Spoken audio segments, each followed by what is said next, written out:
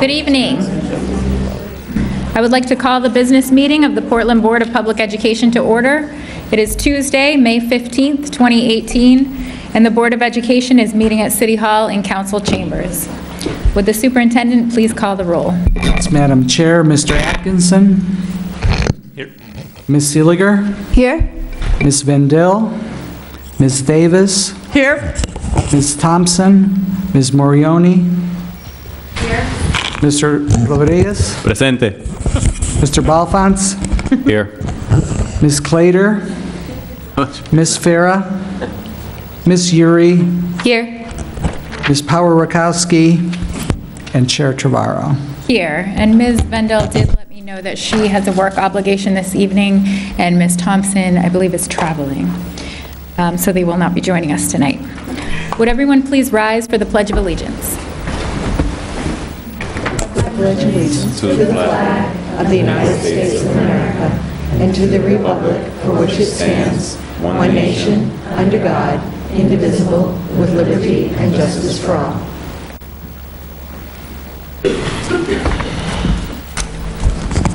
For the report of the chair this evening, I just wanted to update everyone on the budget process.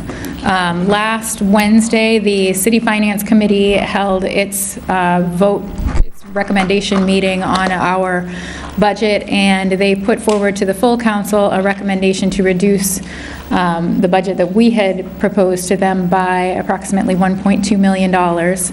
That went to the council last night, and the council voted to support that amendment. So we now will be amending our budget to be in concurrence with the dollar figure that the council has set. And on on Thursday evening, we'll be having a meeting to talk about the cost center reallocation. You did receive, I believe earlier today, a new proposal from the superintendent with that information. And tonight, we do have a couple of budget items. We needed to kind of work quickly to turn things around in time for the ballot. So these are related to getting it out to the ballot. Ms. Davis, did you have a question? We have a Buildings for Our Future meeting on Thursday. Time, I don't remember having seen a notice. I believe the notice went out this afternoon. We canceled the Buildings for Our Future meeting and postponed it into next week. And then we are meeting at 6 o'clock at Casco Bay on 1 second. On Thursday, 6 o'clock at Casco Bay. Yes, and I apologize that this has all happened very rapidly. I know it's been hard to keep up with, but again, we are under a time crunch to turn this around for the ballot. So the meeting on Thursday is an emergency meeting, and the Buildings for Our Future meeting that had been scheduled for that night has been postponed. Tonight, there are a couple of items related to the budget on the agenda that we'll be going through. And just for some procedural background on what I like to do is to allow, during that time, an opportunity for the superintendent to present what he'll be putting forward for us for Thursday, so that we can have a little bit of preliminary information about that before we go into our meeting on Thursday. And if there are people from the public here tonight that wanted to talk to the board about the budget, the time for that would be during the regular public comment, which is at the very end of the meeting.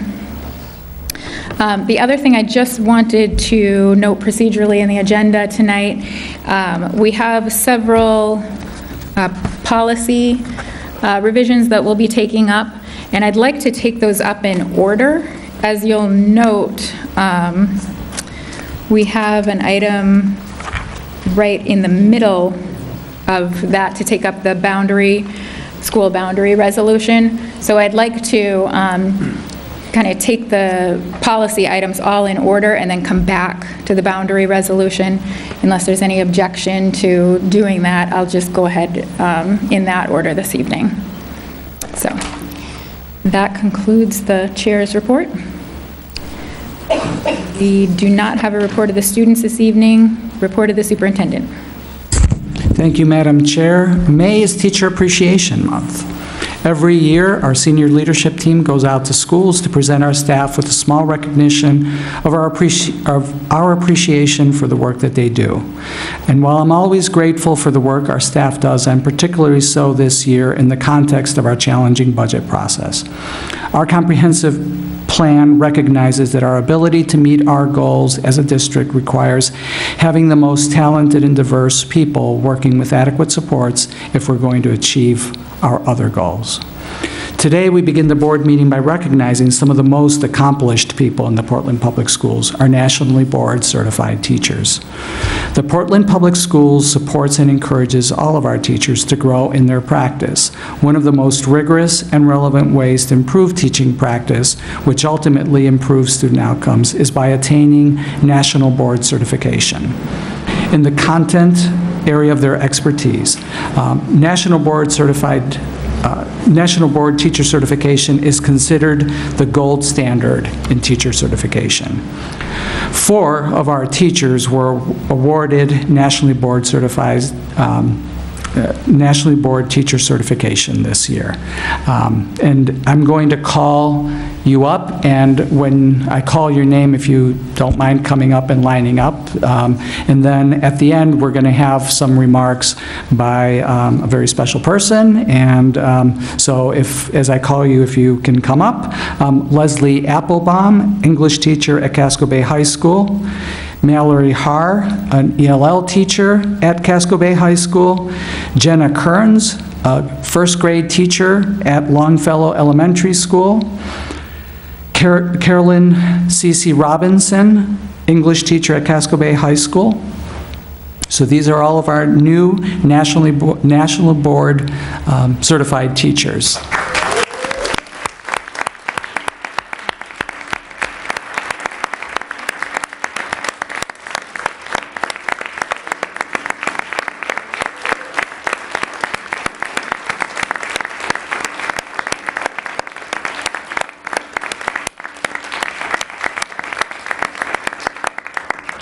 So these guys join 10 other Portland Public School teachers who previously earned their certification, bringing the district's total National Board certified staff to 14. The 10 other teachers, some of whom are with us today, so if you guys would also come up when I call your name, are Blair Atherton at Lincoln Middle School, Lori Babinski at Reiki Community School, Carrie Foster at Lyman Moore Middle School, and I don't know if you guys know this, but Carrie is actually in Japan on a year-long sabbatical, or actually in Singapore on a year-long sabbatical. Carla Gill, special education teacher at Deering. Holly Johnson, assistant principal at Coach at Longfellow Elementary School. Rachel Landry, elementary teacher at Lysis Elementary School. Drew Pisani, English teacher at Deering High School. Emily Serway, art teacher at Longfellow Elementary School. Catherine Topin at Deering High School. And Ann Young from King Middle School. So let's give all of them a round of applause.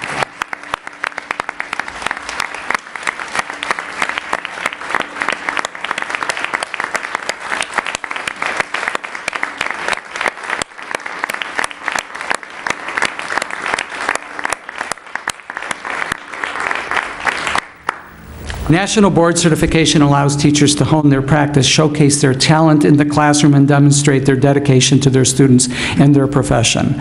A decade of research shows that students of nationally board-certified teachers learn more than their peers without board-certified teachers, according to the National Board of Professional Teaching Standards, an independent nonprofit organization that administers the certification program and is working to advance accomplished teaching for all students. Studies have also shown that the positive impact of having a board-certified teacher is even greater for minority and low-income students, according to the National Board of Professional Teaching Standards.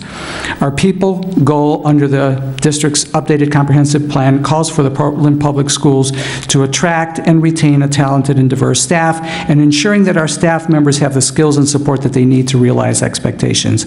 We are proud to have supported these amazing teachers as they pursued their National Board certification, and we're even prouder of them for having achieved it. So congratulations.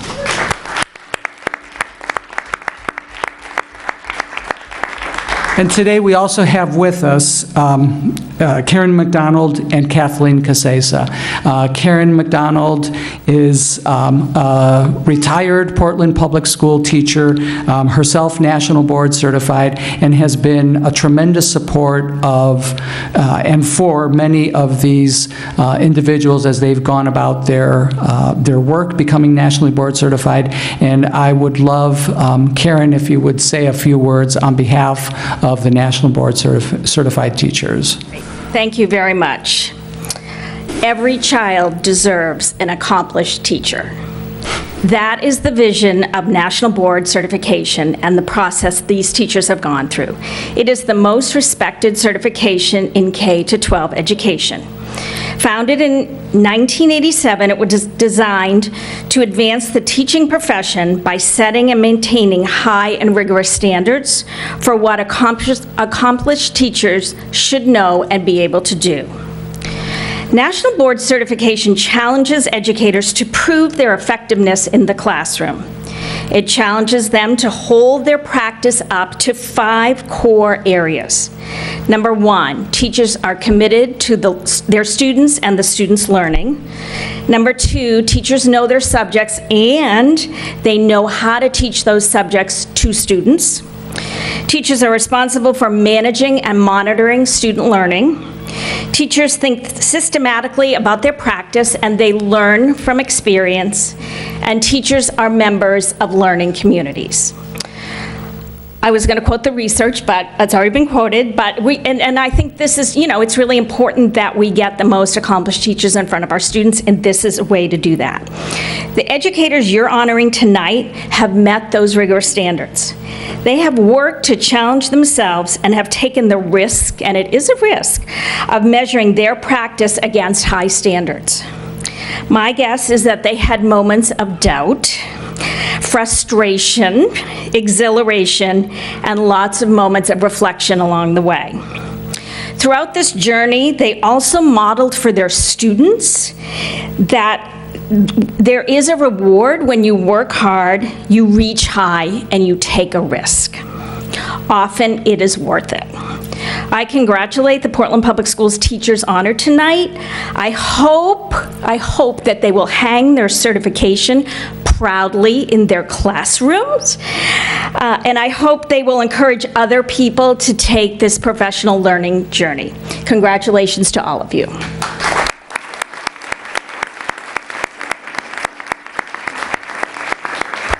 Thank you, Karen. And Carla, I believe you wanted to say a word or two?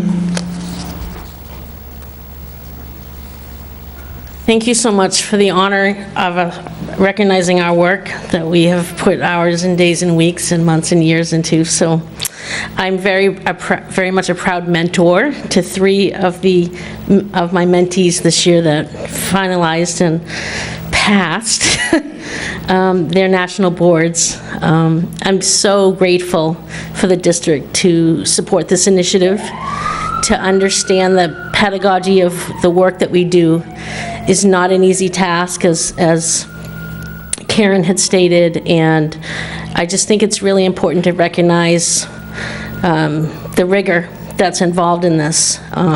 When I went through the process myself, 36 teachers collectively as a cohort started, 22 submitted portfolio, and only 6 passed on the first round.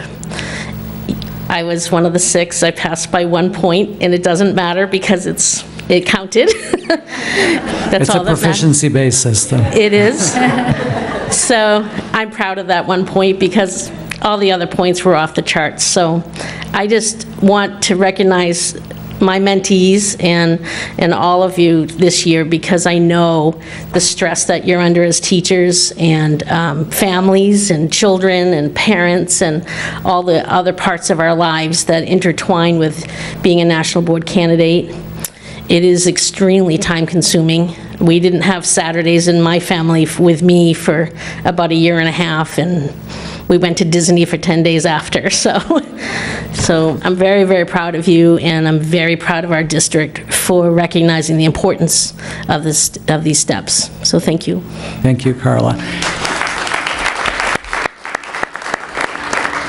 And again, I mentioned earlier that Kathleen Casesa is here with us. I don't know, Kathleen, I see you sitting in the back. I don't know if you want to say anything, but Kathleen started this program for Portland Public Schools and has been a tremendous champion of it throughout. So thank you for being here, and obviously if you want to say something, we would love to hear from you. So again, thank you very much, folks. This is tremendous for the district to have as many people that have gone through this rigorous process. So we all take our hats off to you, and congratulations.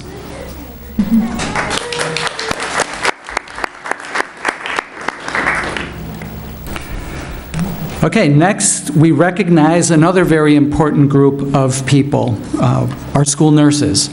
Wednesday, May 9th was National School Nurse Day, and I cannot say enough about the importance of our school nurses. Recently, the board had the pleasure of hearing from many constituents about how Amanda Rowe made a difference in the lives of students, parents, and staff. The board recognized these contributions by voting unanimously to rename Hall Elementary School in her honor when it opens as a brand-new school next year. School nurses advocate for students' health and safety every day. They provide safe medication, storage and administration, evidence-based guidelines for school attendance, advocacy, and support for sound health policies around nutrition, recreation, and physical activity, and direct intervention and trauma-informed care for students with mental health concerns. Because of them, students with chronic and acute health conditions can have their health needs met at school because of their school nurses' clinical assessment, judgment, and planning. School staff are trained by school nurses to understand emergency signs and symptoms and when and how to get help, allowing maximum in-class time for students who require medical interventions. And our nurses are also engaged at the policy level, both in the district and state, to ensure that their voice is heard on matters affecting student health and welfare. In sum, we have a spectacular school nurse team here in the Portland Public Schools. As a Portland Public Schools parent, I've seen their work firsthand and have been so impressed with their knowledge, expertise, and resourcefulness. On behalf of all of our students, parents, and staff, I would like to recognize and thank our school nurses for their work each and every day. So thank you, ladies.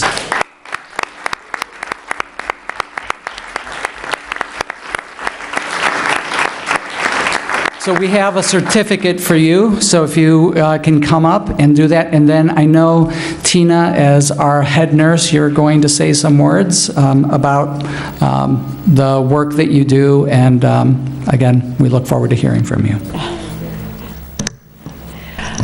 And I believe we are short a couple certificates, and so we will make amends and get them for you. I apologize. Tina? Thank you very much.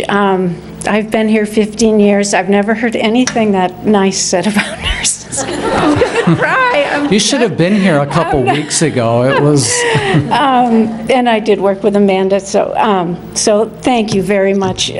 Portland, you know, is a great place to work. It's a real privilege to work here and to serve our students and families and to work with the caliber of professionals that we work with every day. It's incredibly challenging, but that also, of course, brings incredible rewards. So just thank you, and thank you for supporting us. Portland's a great place to be a school nurse. Then thank you.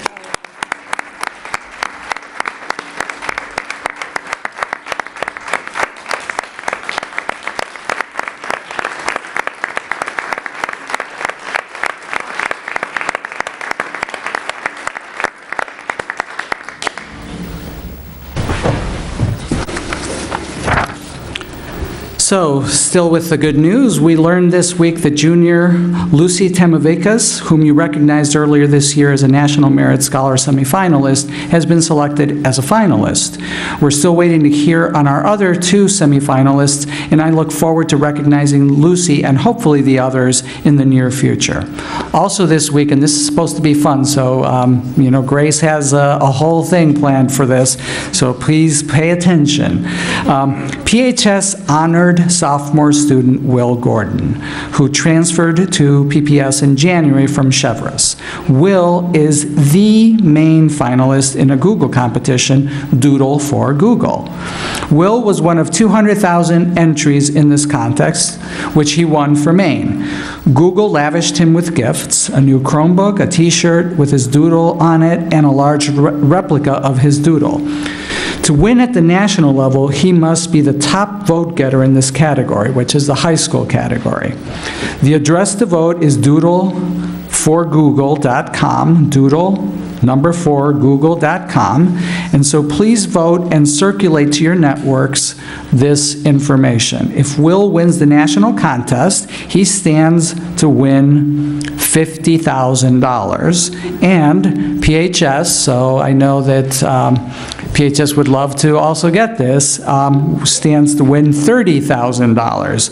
And so today, what we'd like you to do is to take out your smartphones and use this opportunity to scan the code with your scanner, if you have a scanner. I'm going to see if I have a scanner. If not, I'm going to Doodle for Google. And let's vote for Will while we have you in here as a captive audience, okay? As many votes as we can get so that Will carries the day. Yeah, either the number or right there. Where is it? Which one is it? Score, so do the 10, 12. That's right there, okay. Yeah.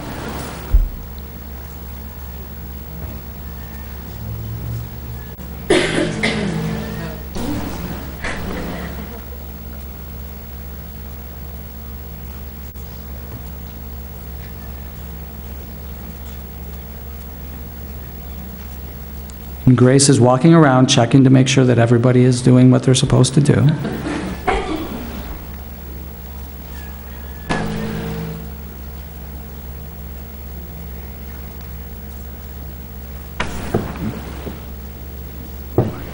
Javier, it's also tweeted in our Portland Public Schools account, so the audience members who are watching at home, you can check out our Twitter page, and the QR code is also on there. Thank you.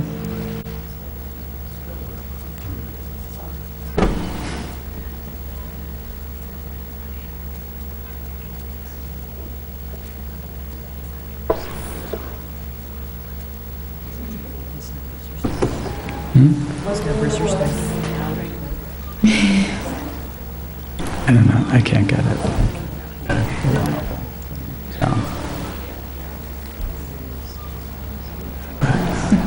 I'm going to send it to Will, so Will sees the entire school board. I don't have one.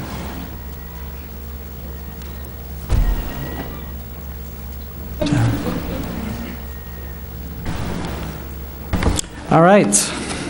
Well, you all finished that. Last thing, our Lysis architect and engineer RFP was released this week, and we've had an enthusiastic response from potential bidders. We're scheduled to meet with the Buildings for Our Future Advisory Committee meeting on Thursday. That's going to get rescheduled to next week. But the purpose of that meeting is to discuss the next steps in that RFP process so that we can move forward with receiving those bids and beginning the construction process. And that concludes my report. Okay. Thank you, Superintendent. Moving into report of the Secretary. Consideration and action to approve the meeting minutes of May 1st, 2018. Is there a motion? Mr. Atkinson, seconded by Ms. Morioni. Are there any questions on the meeting minutes? Mr. Rodriguez. Sorry, it's not a question, but just we have to make. Do you want to use your mic? Thank you. Just the members present, the roll call on the agenda is incorrect. It has all of us present, and I know there were a couple of people that weren't able to make it. Just want to correct that. And that's all I found. Thank you. Any other questions or? Seeing none, is there any public comment on the meeting minutes? Seeing none, any discussion on the meeting minutes? So we'll make that change. And with that change, all those in favor of approving the meeting minutes of May 1st, 2018, please indicate. And it's unanimous with the student voting in the affirmative.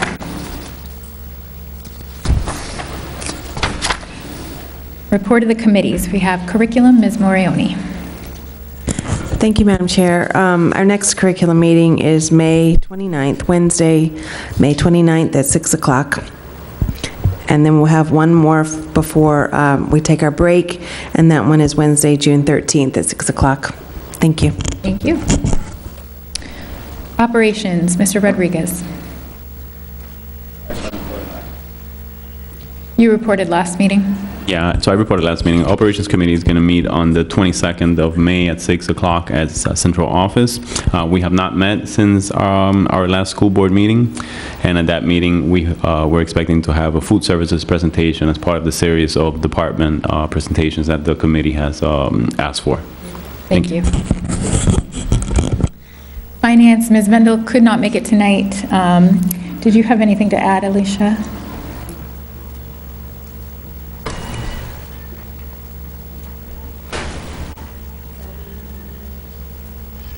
We've been busy on our budget process, so we have not met formally as a committee since the beginning of March. But our next meeting is June 12th, and we will be talking about period 11 and how we're doing during FY18. Thank you. Policy, Legislative, Public Affairs, Ms. Seeliger. So we just had a very successful workshop at 6 o'clock with the board presenting some policies, and we will be having our next policy committee meeting on Tuesday, the 22nd at the central office at 5:30, and it's open to the public. Thank you. Are there any other committee and/or member concerns? Seeing none, we do not have any consent items this evening. We'll move into board focus on educational issues. We have a report on middle school summer programming. Would the superintendent like to speak to this? Yes, I'm going to ask Assistant Superintendent Malia Nally, here she is, to come up and present along with Principal Caitlin LeClaire. Jeez, this always happens to me. This is terrible. I apologize, Caitlin. At least I got your first name. I sometimes don't get my own first name, so that's really embarrassing. So they've been doing a tremendous amount of work this year to really elevate the work in our summer school programming. Along with Malia and her team, the principals, Gail, have worked very hard to get our summer school programming in the middle schools up to a higher level of interest than what we've had in the past, and so they're going to talk a little bit about that today. Great. And this is just a very brief update for you all. So just first I wanted to ground you in where we're at in terms of the Portland Promise. So in our achievement goal, we have a strategy that's described as developing a district-wide intervention strategy with a focus on extending learning time for students who need it. And so what we're going to talk with you about tonight is one of the ways we're going about that, which is to extend learning time into the summer for our middle schools. And Caitlin's going to talk a little bit about where we've been in the past so that we can then talk about where we're headed in the future with this. So historically in the three middle schools, we have had summer programming available for students, but it's been different at each of the three middle schools, which required recruitment of students, recruitment of staff, planning at the school level, happening in each of the three different schools. And in addition to that, the heavy lift of coordination with transportation, with food services, everything operational, was also happening individually with the three different schools. So that's where we have been over the past several years. Last summer, it again looked a little bit different in each of the three schools and was for our rising 7th and 8th grade students. moving forward, we're really excited to embrace a new approach to our summer programming for our middle school students by providing a summer academy for our rising 6th and 7th grade students.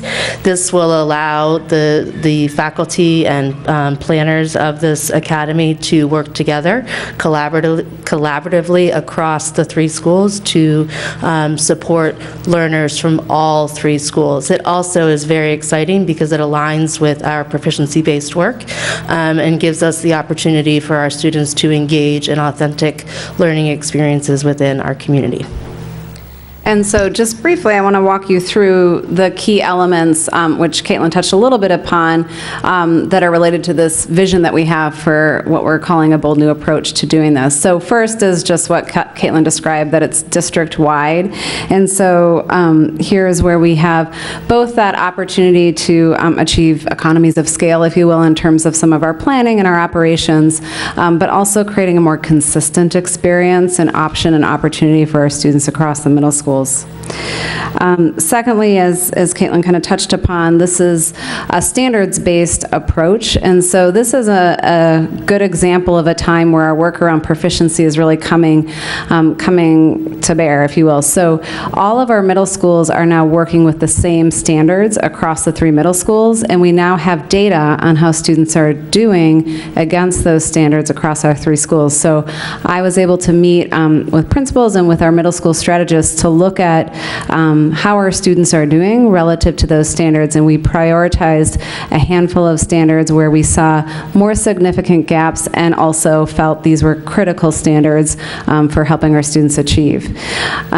So we are orienting the learning experience around these standards in terms of the curriculum that we're planning.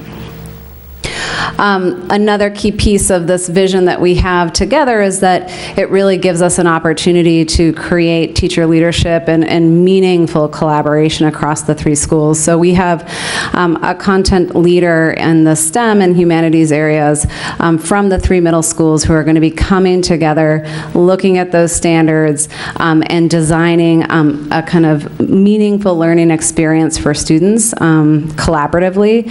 So I think we're going to get kind of the best of the thinking and brains from all 3 schools, plus it's a really neat opportunity for these teachers to collaborate and learn from each other. Also, we're partnering with some really amazing partners out in the community to help both design and deliver these learning experiences for our students. So it's important to us that this is engaging and relevant for students. We don't want kids in a classroom doing worksheets when it's sunny outside. We want this to be an opportunity where students are working on real standards that they need to make some progress on, but almost feels like camp. And so these awesome partners have stepped forward to work in partnership with us to think about how we can design this experience for our students and give them access to the really rich resources and expertise that they have as well. So the Gulf of Maine Research Institute, Sail Maine. Our students are going to get to go to a culminating experience down by the water with the sailboats. This is during our STEM week, and then we're partnering with the Telling Room on our Humanities Week. And so I think Caitlin's going to talk next steps. So as we prepare to launch this in the middle of June, the goal is to have the first week be a focus on humanities and the second week to be a focus on STEM. We're looking at a 5-day session for each of those, which pretty much mirrors a regular school day from 8 to 2 p.m. Transportation and lunch will be provided for all of our students. And the really great part of all of this is that the registration is available to everybody right now online. It's on the PPS website, and then we're also promoting it within our own schools. So the ability for us to be able to reach more students is going to really increase the power of what this programming can do for kids. Great. So that's it. I don't know if we want to take questions, Chair Chavarro. Are there any questions, comments from board members? Ms. Morioni and then Mr. Rodriguez. This is really exciting. I love the partnership concept too, and that thinking of it like a camp idea is really great. Can you talk a little bit about, in the past, for summer programming, it seemed to span elementary school students as well, all the way, well, through middle school. Can you talk, what are we doing on the elementary school side of things? Yeah, sure.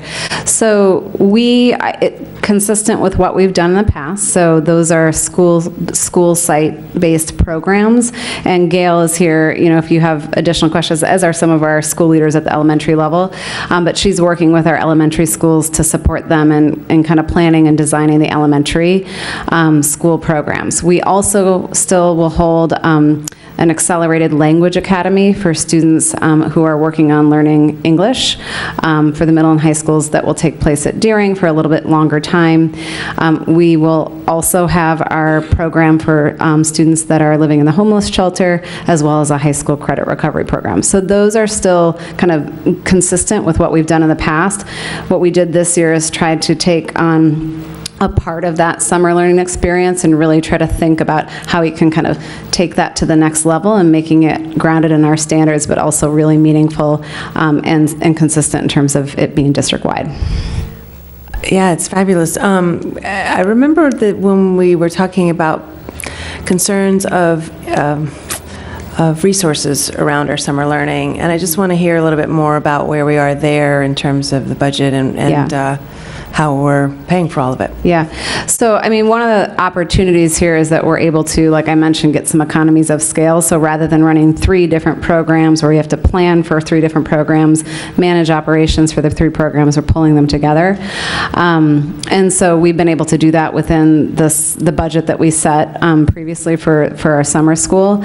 We have applied to receive a grant as well, which we will find out about at the end of the month, which will just enable us to kind of take this to the next level in terms of those partnership experiences. So we can still provide kind of the baseline of what we're describing here. There is opportunity to make it even deeper and more meaningful if that grant comes through. That's awesome. Yeah, no, thank you very much. Yeah. Thank you. Thank you, guys. Appreciate it. So I appreciate that it's going to be district-wide, and I really like the fact that it's going to bring some sort of parity, I guess. So where is it going to take place? Yeah, I forgot to mention that, and I apologize, back on our partnership. So USM. So that was also something the middle school principals thought was really important for a couple of reasons. One, we didn't want to have it at one middle school, so now you're, a student from Moore. Are you really excited to go to King? Maybe not. But also we were just excited to give it this other kind of tone and well, sorry. That's what you guys said. But we also wanted it to be kind of exciting and inspiring for the kids. So. Yeah, that sounds. As a middle school student to go to the university is pretty neat. Yeah. So you mentioned that it'll be an opportunity. Hopefully, there'll be opportunities for there to be learning experiences outside of the classroom, like outdoor sites. Something you mentioned. Any challenges to that, being middle school students in a setting that's outside of what we normally know how to have as a control setting in our schools? Do you want to speak about just experiences with when you do expeditions and field trips? Because I think it would be similar to that. As Malia said, the work that will be developed, or the curriculum that will be developed aligned with the standards, is really going to drive what the focus is. And I believe and say all the time, are fortunate to live in one of the best cities, because what I say is the city of Portland is our classroom. And so when we have kids engaged in authentic and meaningful work, they're already bought in, and it's just a matter of thinking about school maybe without walls. Just one quick thing. I went to the website and I clicked. It's right, and there's a banner right in the home page. And when you click on it, it goes to the next page. But there really isn't anywhere to quote unquote register. Here. And Grace. I believe that it has languages available, and then at the very bottom it says click here to register. Of course it does. Okay. Thank you. Ms. Davis? How many students, and is there a cost? A cost to the families. Not a cost to the families, and it's we're planning around 100. Our goal was 200, and we just looked at, kind of what we've seen in the past. So I don't think we'll get all the way to 200, but that's the range that we're aiming for. Ms. Crocker? I'd like to take the opportunity to jump on the bandwagon, and on behalf of Barb Stoddard, who is sitting without a microphone, to announce that once again this year, Teach Portland, Diversifying the Workforce, will have interns in our summer school classes. Mr. Belfont? When does registration end? Gail is here, who just had a meeting. We wanted to have it open until June 1, but I think we're extending that time. Do we have a final? So June 1 would be the first round, and we have transportation that we need to arrange, and then students can be added after that point, so that's the first, June 1's the first phase. So June 1, and then perhaps a second round? Yes. Okay, just want to get that on the microphone. Thank you. Anyone else? Thank you very much. Just make a quick comment. So I just want to recognize Ms. Nally and Ms. Cressy for the work that they've done in putting this together, working with the principals, really bringing this to a district level vision. I think that one of the things that we've always known is that summer learning is absolutely critical, and it's particularly critical for children from poverty, children who are learning English, and children of color. And so this is, one of the things that we've traditionally done is, and I think Malia referenced this, is make that into a remedial opportunity. And I think this is really trying to evolve this. So we're trying to give all of our kids the opportunity that some of our kids have with summer camps that families are able to access with their own resources. So I'm tremendously grateful for the work and the vision that went into doing this, and I think it will make a huge difference. It's hard to get middle school kids to really want to come to summer school, so I think this will change that significantly.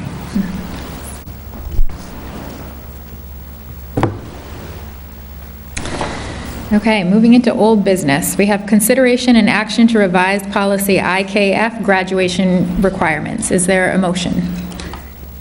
Ms. Morioni, seconded by Mr. Balfont. And would the superintendent like to speak to the motion?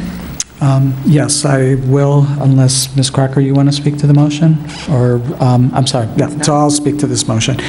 In 2017, at the request of the Portland Public Schools academic leaders, the Board of Education enacted a one-year graduation policy reflecting the first level of transition to proficiency-based learning system as required under Maine law. The revised policy builds on that foundation, clarifying content area requirements and extending beyond 2021. This policy was reviewed by the Board of Education's Education Planning Curriculum and Educational Planning Committee, and the revisions were voted on and moved to the board, and that's what you're being asked to address today. We had a workshop on this just before the board meeting today, so I know that there were many questions, and hopefully those were answered, and we're looking forward to your review and approval. Any questions on the motion?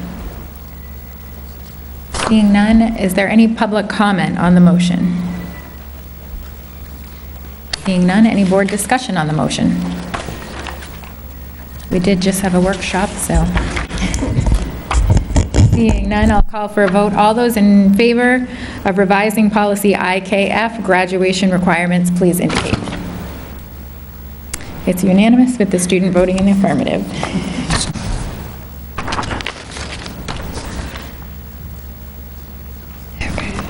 Consideration and action to revise policy JICA, student dress code. Is there a motion?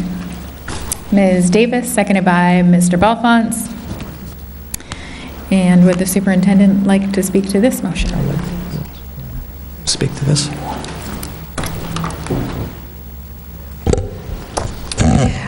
So with respect to policy JICI, student dress code, great deal of work went into this at the middle school and high school levels, led by our leaders at this school, at these schools. The student dress code in our schools was in need of updating and to include greater clarity and consistency.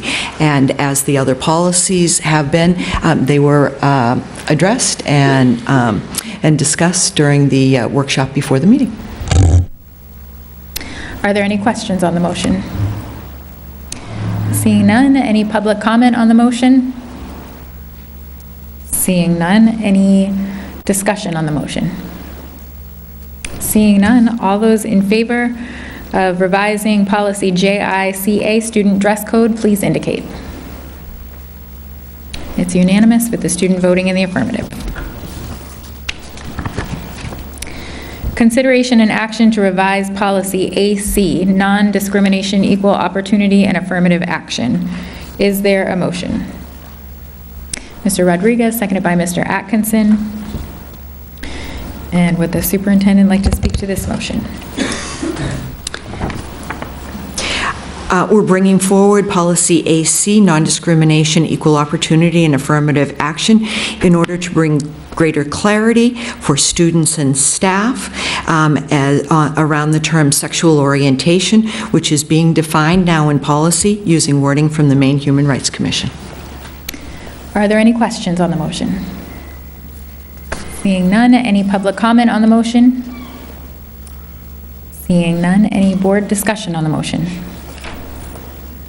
Seeing none, all those in favor of revising policy AC, non-discrimination, equal opportunity, and affirmative action, please indicate. It's unanimous with the student voting in the affirmative. Consideration and action to revise policy BBAB, student representatives to the board. Is there a motion? Ms. Seeliger, seconded by Mr. Atkinson. Would the superintendent like to speak to this motion? Thank you. Policy BBAB created student representative positions for Portland High School, Deering High School, and Casco Bay High School to increase student voice and to provide a significant leadership opportunity to students. Several years ago, the policy was amended to include a position for a PATH student, and these changes now are to provide an additional position for a student of Portland Adult Education, not previously represented on the board by a PEA student rep. Are there any questions on the motion? Seeing none, is there any public comment on the motion? Anita St. Ange, Director at Portland Adult Ed. I just want to say on behalf of the staff and students at PAE, we truly appreciate being considered, and that's all I'd like to say. Thank you. Any other public comment? Seeing none, is there any board discussion? Mr. Rodriguez. Thank you, Chair. I just wanted to say that I'm really excited about this. This is, I've really valued the voice and the role that the student reps occupy here in the school board, and clearly we've been lacking representation from our adult ed. And I think as a lot of people in the room has been following the budget process, there's a lot of discussion that has taken place about adult education. And yesterday at the city council, and I made these comments during our workshop, but I realized that this is live on TV, so I wanted to repeat them. So last night we had a couple of adult ed students speak to City Council and express to them the value of the adult ed opportunities, and it's quite obvious, like I said, that voice is lacking in this setting, and as much as we value what adult education brings to the table and the services that it provides for this city, I think that as we deliberate in this body, it's going to be valuable. It's going to be just immensely valuable to have them here, and we are thinking about continually to improve the student rep role in this school board and trying to engage them more effectively and have them participate as they serve and as they envision their service in this board would be. So I'm incredibly excited to support this and to have an adult ed student representative on the board. Thank you. Any other discussion? Mr. Atkinson. I just want to echo Mr. Rodriguez's sentiment about the value of our student representatives, both at the business meetings and at the committee level. Our students bring forward insights from their day-to-day experience that's invaluable to our deliberation and our decision-making process. So I'm really excited to have that representation from adult ed as well. I think that's going to bring together bring adult ed a little bit closer to the fold. So I share Mr. Rodriguez's enthusiasm for this. Thank you. Any other discussion? Seeing none, I will call for a vote. All those in favor of revising policy BBAB, student representatives to the board, please indicate. It's unanimous with the student voting in the affirmative.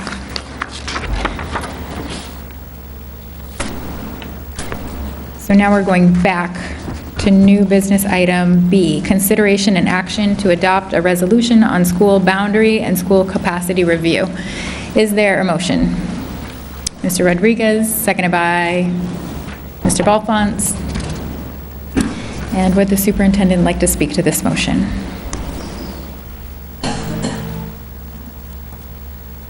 Yes, Madam Chair. As you know, throughout the budget process, there have been questions raised about whether our current number of schools is appropriate given our current enrollment. The district's last comprehensive assessment of boundaries and demographics happened in the early 2000s, and although the student population has not changed dramatically since then, it is appropriate to revisit this question periodically. In front of you today is a resolution that charges me with developing a work plan to do just that. The resolution calls for a work plan to develop over the summer for board approval.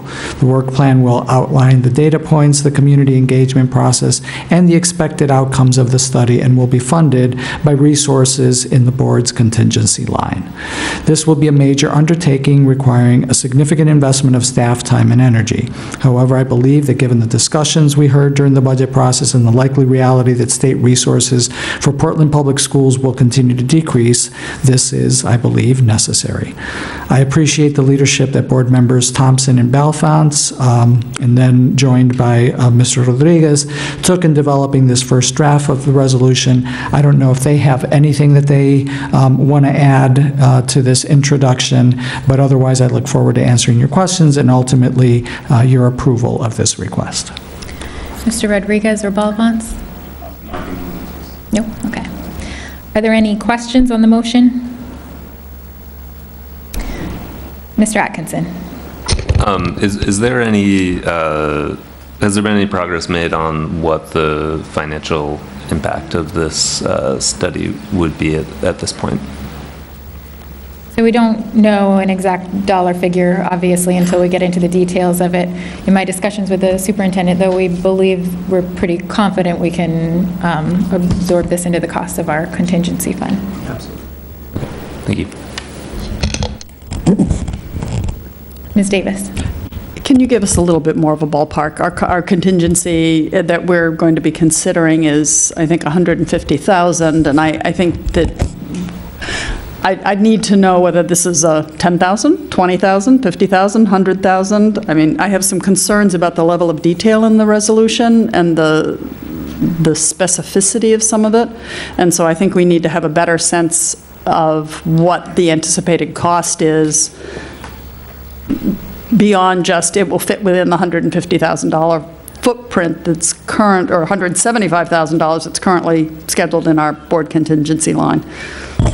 So it's difficult to give you anything that approximates an amount since we have not developed the scope or actually passed the resolution. I've done this in my previous district, slightly smaller, and it was a $50,000 undertaking to do that. We also had significant more in-house data capacity to be able to move boundaries and do things along those lines. I'm not sure what we can access within the city to help us do that, but that will be an additional variable. So I would guess that something in the neighborhood of $50,000 for the actual assessment of all of our boundaries and current enrollments and things along those lines, and then whatever additional support we would need to contract with for redrawing boundaries and things along those lines. And depending on how much external capacity we need to be able to do that, that might,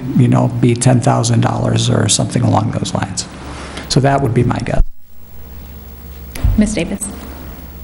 As part of Buildings for Our Future, we did a fairly deep look at demographics using Davis demographics, and I don't think that the number was anywhere near that amount.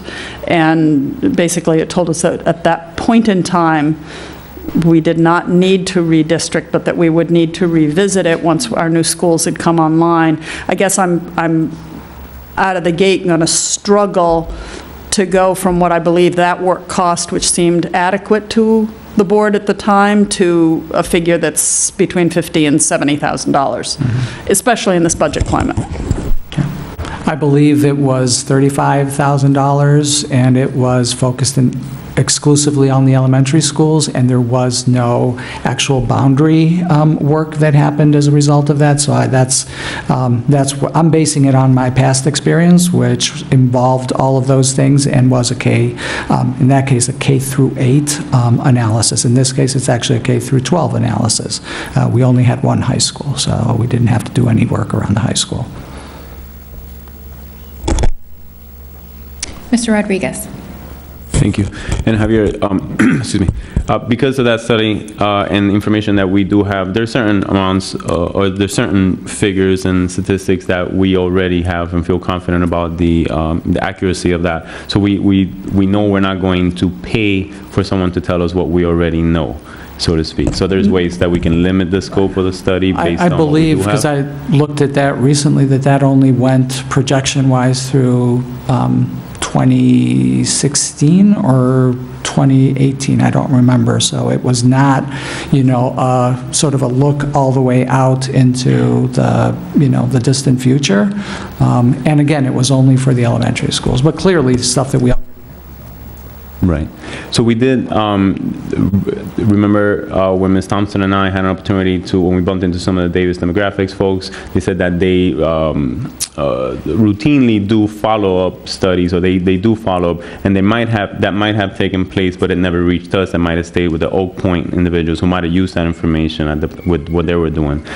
So I don't know if we reached back to see if they had done an update to the study and how that information can then be used so that we don't end up paying for it again. I don't know. Okay, we'll check back in with that. Ms. Davis. I do know when I was looking at enrollment figures earlier that we are not at the end of the projections that Davis Demographics did, because I looked very specifically at where we were, if we were landing where they anticipated we were, and we were. We had slightly less, in maybe 10, 20 students less than they forecast we would have at this point in time, and there still were a couple more years to run. So I would hope that that work would provide a good foundation and perhaps reduce the cost of this substantially. Other questions? Ms. Morioni. When they're looking at capacity, are they also going to be tying in but either the current and/or potential addition of pre-K in some of our buildings? I didn't recognize that in the resolution. I would like to flag that and make sure that we do consider that. I know we don't have a final plan in place necessarily for pre-K, but I want to make sure that we have that elasticity, I guess you'd say, included in what our final report would look like.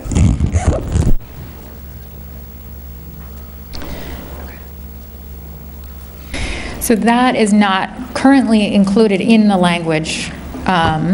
We could take it up as an amendment, if you'd like to do that. Maybe we'll get through questions and public comment and then do that during discussion.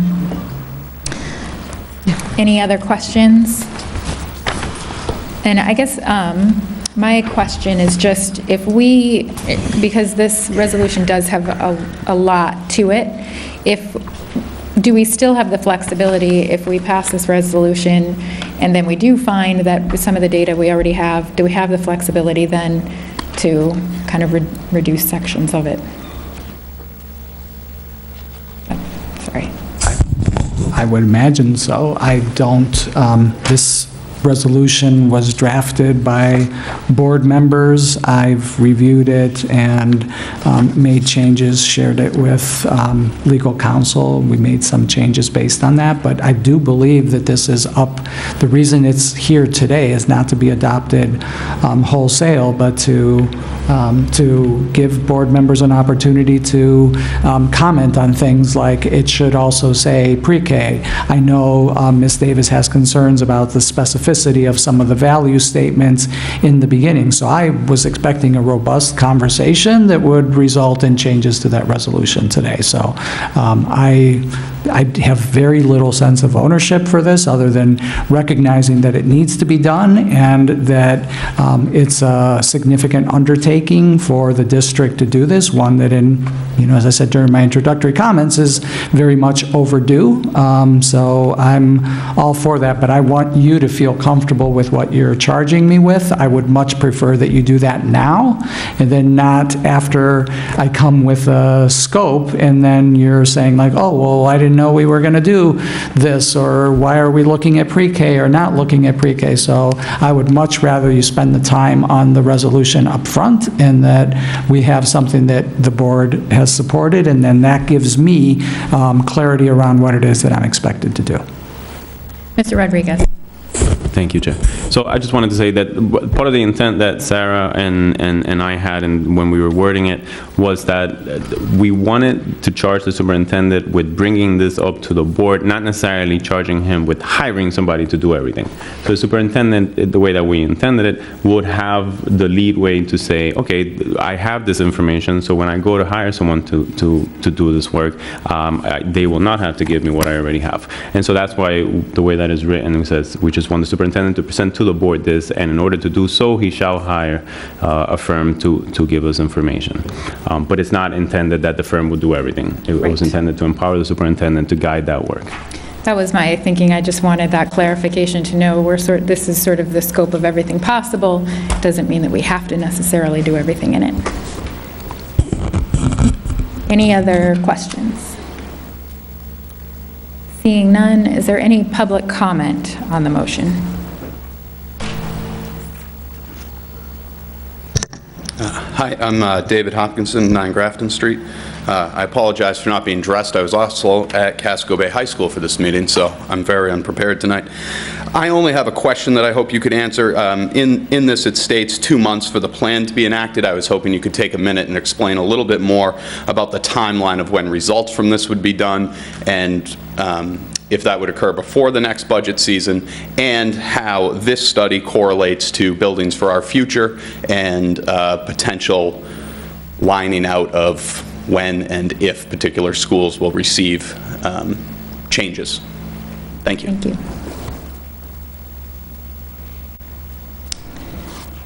Any other public comment? Seeing none, I'd open it up for board discussion. And if you have amendments, this would be the time to offer them. Ms. Davis? I did find my copy of the Davis demographics work, and that forecast elementary school enrollment out through 2022. It started in 2015, so if we're looking at and as I say, if we're looking at the forecasted population for 2019, we're a few students below what they forecast. So it looks like, so far we're kind of hewing to what they said.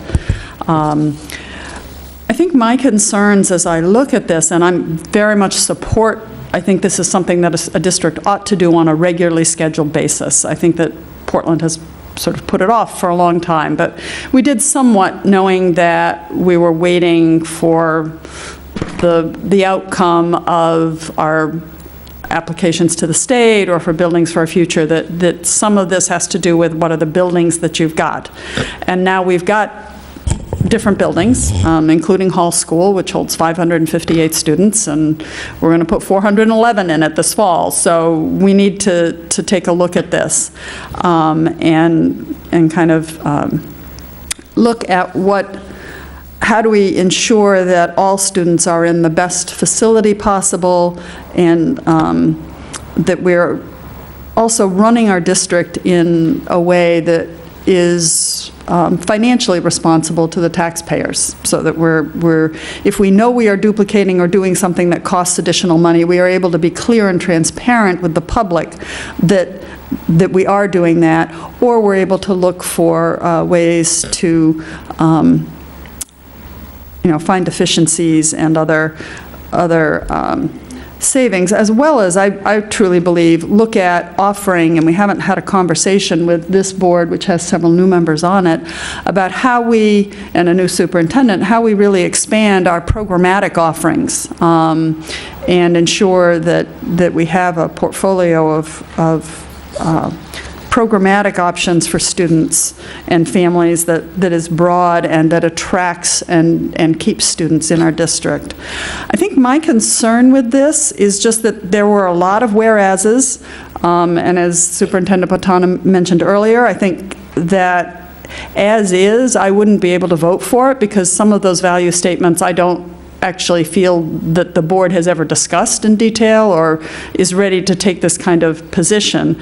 To me, a resolution is a little firmer.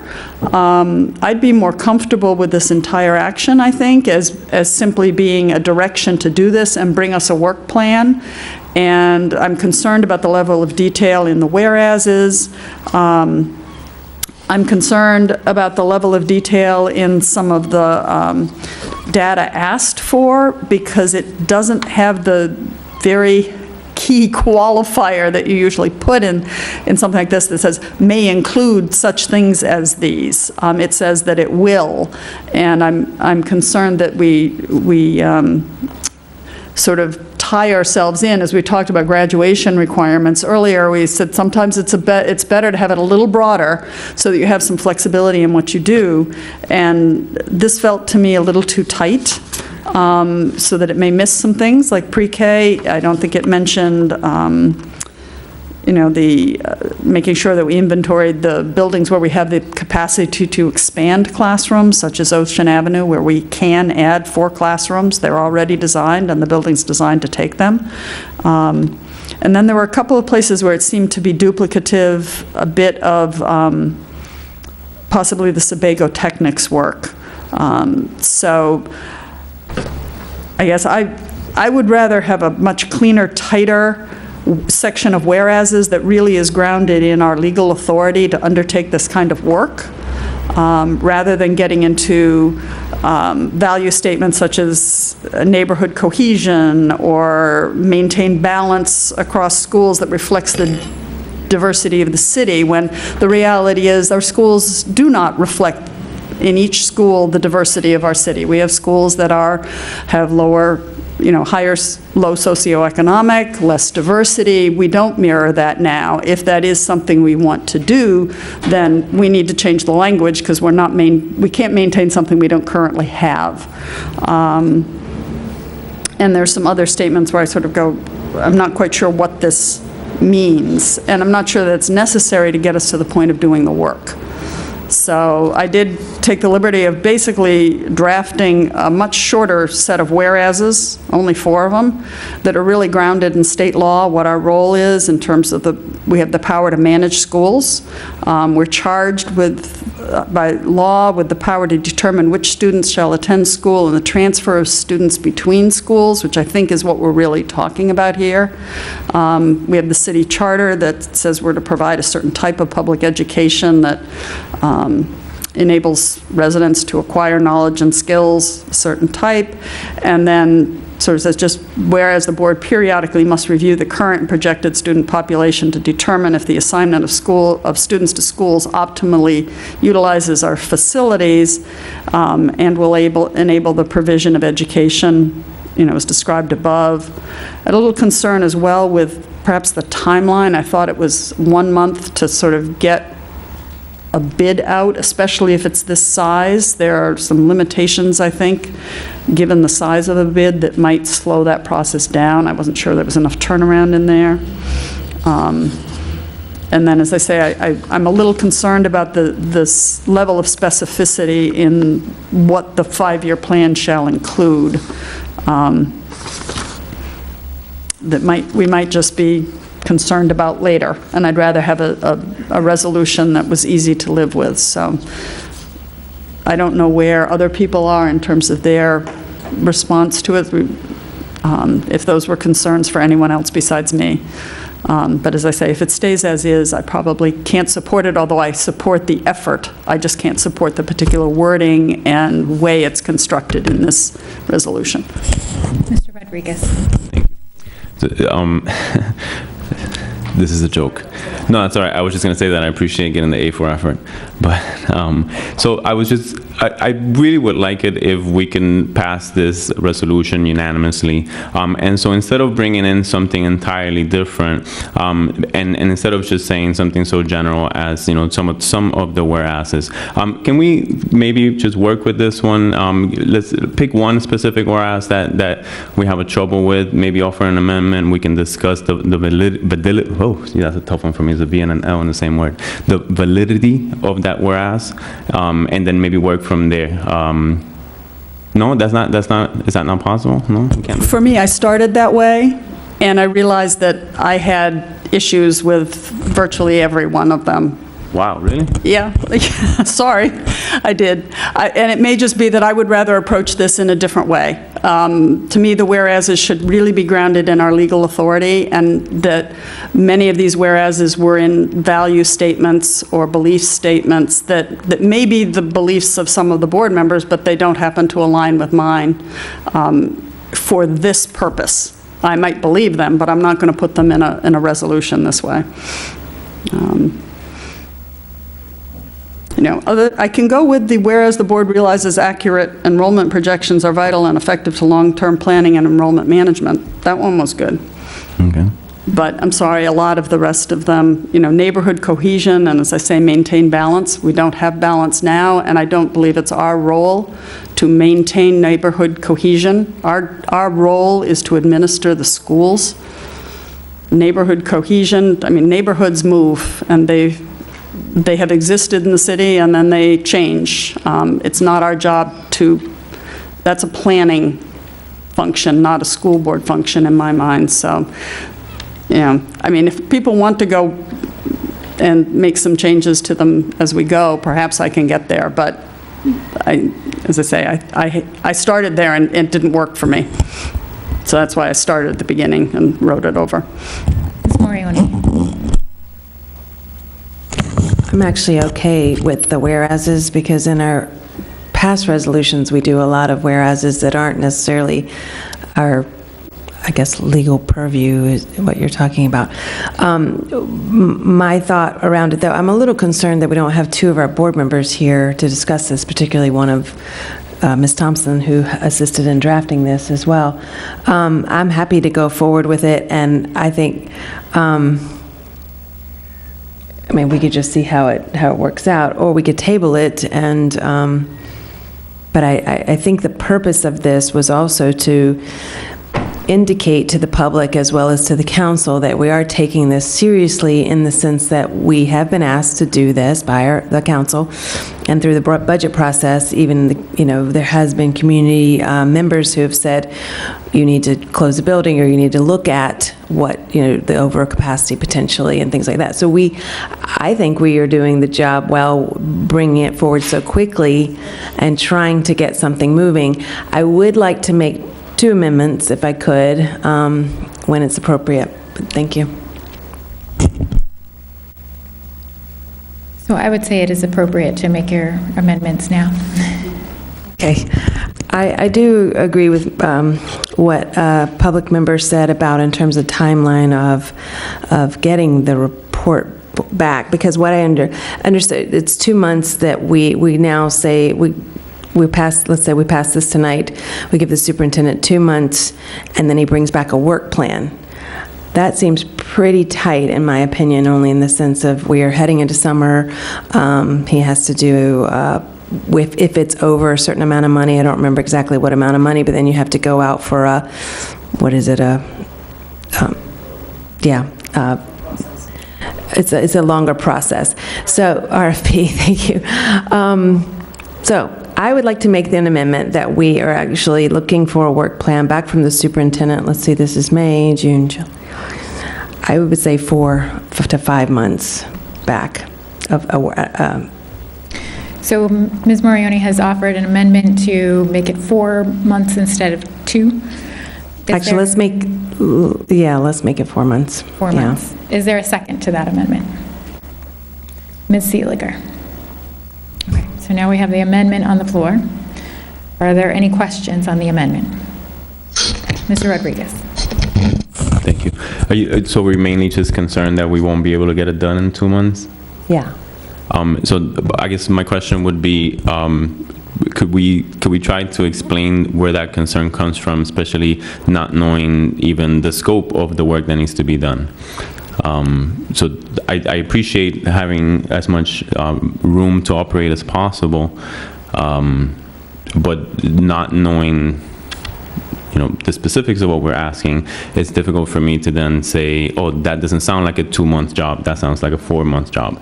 I mean, I did just kind of pull that out, obviously, but I think, again, thinking, maybe the superintendent could answer that. If he thinks 2 months is reasonable, but I'm just thinking, again, summer coming as well as time for I think for an a work RFP. plan, 2 months is reasonable from my perspective. So the work plan, just to clarify, work plan is not the hiring of anybody, a firm yet. It would just be coming back to us with, this is what I'm intending to do? Yes. In 2 months? That's my understanding. Okay. All right, well, I will withdraw my amendment on that. Would the seconder has left. She left. Okay. Well, Mr. Atkinson. If it's all right, while we're sort of in limbo. I think it all comes back to the question that Mr. Hopkinson asked about timeline and whether we're actually going to have information available to us going into next budget season, and whether we're going to have time after we get that information to engage with the public before we get into next budget season. So I think like the full timeline sort of needs to be hashed out. Does Mr. Superintendent or anybody on staff have any ideas about whether we're actually going to have actionable insight before next I think January? my understanding of the purpose of this is so that we would have that information ahead of the next year budget process. So for me, this is something that would need to be completed in the horizon of, now and the end of December, beginning of January of next year. And that would include the data collection, the convening of a work group, series of work groups, whatever the sort of structure actually winds up being, to look at the data and make some recommendations based on those data around whether we need to change the current composition of schools. It may not be as extensive as I know Ms. Davis suggested, the notion of looking at, different innovative ways of organizing our schools. I think if we get too far down that road, then I do think that we wind up with difficulties getting to a sort of end of December, beginning of January timeline, but I don't know that for a fact. But I do think that, to get the data, to begin the analysis, to see are there ways in which we, is our building utilization inadequate, ineffective, inefficient? Do we have other ways that we can configure our schools? And then to engage the public in that conversation in a meaningful way, I think can be done in that time frame. Because I do think that that the purpose of this whole activity is to have additional information going into the budget to sort of address the challenging questions that we got throughout this budget process around, do we have too many schools? Do we have too many high schools? Do we have too many elementary schools? Those are the questions that people kept asking us, and we don't have data that everybody agrees, answers the questions once and for all. So I think that this is what the purpose of this study is, and then to engage the public in a conversation so that once and for all we can have, maybe not once and for all, once and for now, we can have an answer to those questions.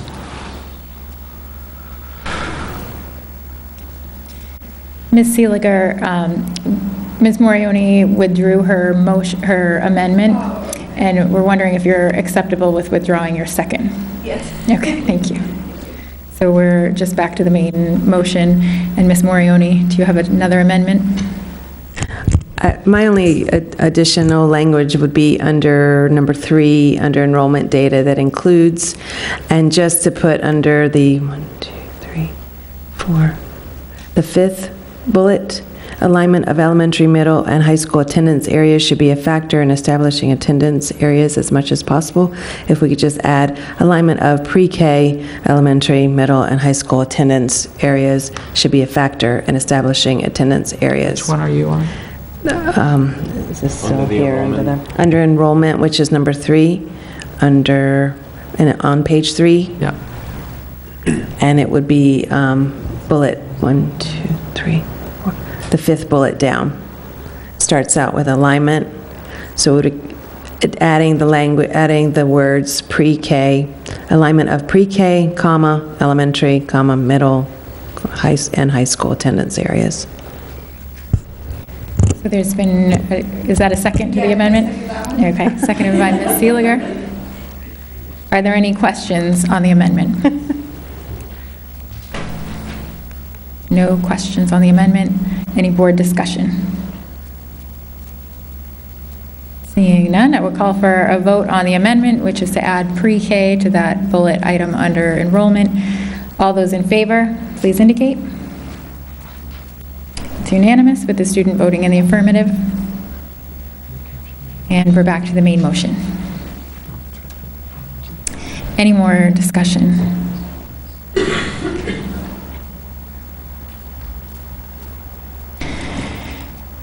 So I would just offer, I agree generally with what Ms. Davis has said about flexible language. I agree with that in general. And I think that, we really want to think about in crafting these things, are we prohibiting ourselves from doing things that we are inadvertent? At the same time, I think the clarification that this resolution really offers kind of anything that we could do, but that we have some flexibility within that, is important to me to know in supporting this. I think we need to get started with this if we're going to do it in time for next budget cycle. And any hesitancies I have around the language are not strong enough to keep me from supporting this. I think we need to move forward with it. Any other discussion? Seeing none, I will call for a vote. All those in favor of adopting a resolution on school boundary and school capacity review, please indicate.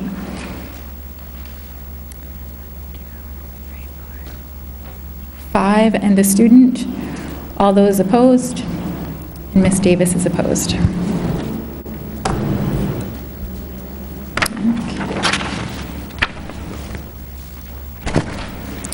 Okay, so we're now moving on to F, consideration and action to authorize the board chair and superintendent to sign a contract with the Long Island School Department to provide educational services for Great Diamond Island students in grades K through 5. Is there a motion? Mr. Balfont, seconded by Mr. Atkinson.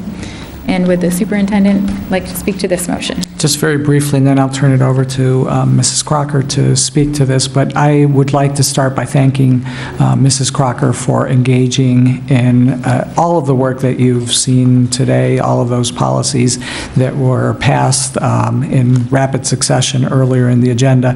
That was all work that Mrs. Crocker, except for the graduation one, which was led by Mrs. Nally. So Jeannie has done tremendous work to get all of those policies ready, and now we're moving into another set of agreements. One of these agreements is a long-standing agreement that we have had as a school district with Long Island to send their students to our middle schools, and that has been in place for a number of years. But in addition to that, over the past couple of years, we've had additional students that have moved into Great Diamond Island, and Jeannie, in partnership with the superintendent of the Long Island district, have worked together to craft a new agreement that will allow us to send our students from Great Diamond to Long, and also to be able to accommodate students from Cliff, who have, again, for a number of years now, gone from Cliff Island to Long Island for their specials. So I just want to recognize the tremendous work that Jeannie has done in getting this ready, and then I'm going to turn it over to her to explain what's actually happening. And actually, I think the superintendent covered it, and he was especially correct about my great work. And so I would ask for your support. Are there any questions on the motion? Seeing none, is there any public comment on the motion? Seeing none, any board discussion? Seeing none, I'll call for a vote. All those in favor of authorizing the board chair and superintendent to sign a contract with the Long Island School Department to provide educational services for Great Diamond Island students, grades K through 5, please indicate. It's unanimous with the student voting in the affirmative. And next, we have consideration and action to authorize the board chair and superintendent to sign a contract with the Long Island School Department to provide educational services for Long Island students in grades 6 through 12. Is there a motion?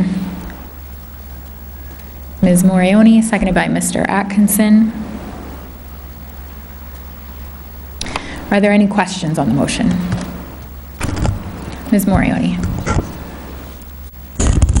I'm not able to find it, but in our packet, was there a number, a breakdown of the number of students in each grade? And So this year we had 2 students, and one has actually just moved to Long Island, but as that student was transitioning, a family that we were expecting to move from California to Great Diamond Island has actually moved, and so we now have one student from that family on the ferry going over to Long, and that family also has a younger child that will be starting school next year, so we'll be looking at 3.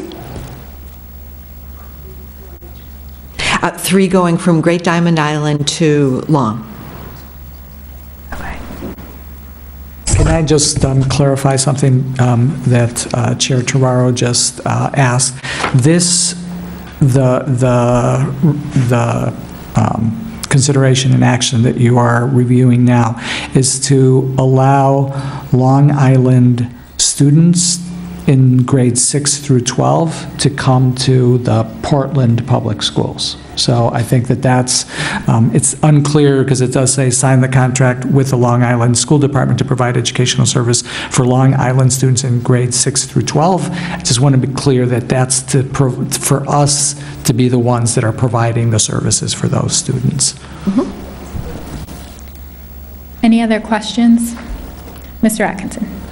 I just wanted to make sure that the public was aware that this is a shift from a 1-year to a 5-year contract. That's one of the substantive changes that's in the new agreement, and just wanted to flag that for everybody. Thank you. Any other questions? Seeing none, is there any public comment on the motion? Seeing none, any board discussion? Seeing Seeing none, all those in favor of authorizing the board chair and superintendent to sign a contract with the Long Island School Department to provide educational services for Long Island students in grades 6 through 12, please indicate. It's unanimous with the student voting in the affirmative.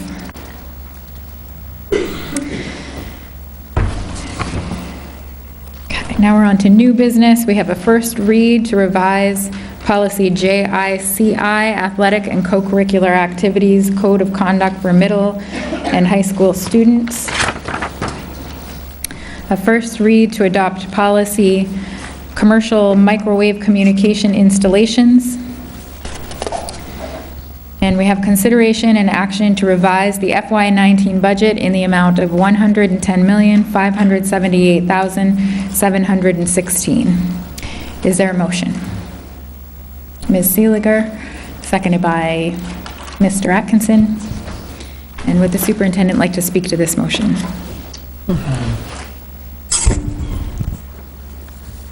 Maybe. I guess first is, I want to make sure that I understand exactly what we're doing, because we are prepared to talk about proposed reductions, and so I just want to be clear that this is the resolution, the consideration and action item where we ought to be doing that, just to be sure that we're not passing something and then having to come back and figure out if this is the place where we make the changes. So is this where we're making the changes to the budget? Yes. Okay. And then once that's decided, the numbers that we had used previously in the budget order for the additional local, I'll provide you with those numbers once the board decides on the final split of the funding. So at this point, this is just on the total amount, reducing it down to what the council gave us?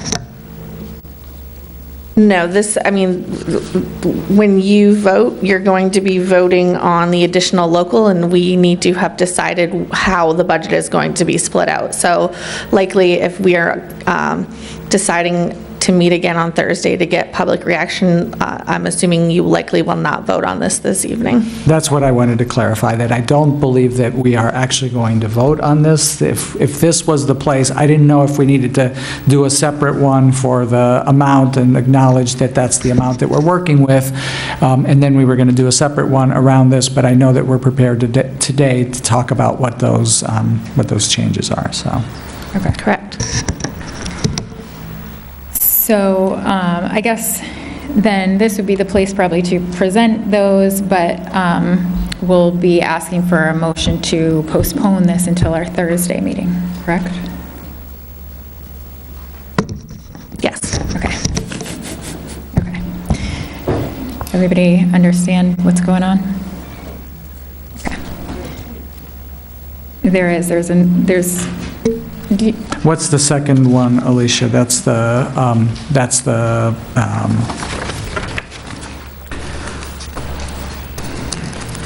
local funds one? So one is to revise, and the second one is to vote on that additional local. So they're both in the same. We can't do the second piece until we do the first piece, so Okay. they'll have to go together. Okay. We'll be postponing both of them. So I guess I would invite the superintendent to present on the reductions.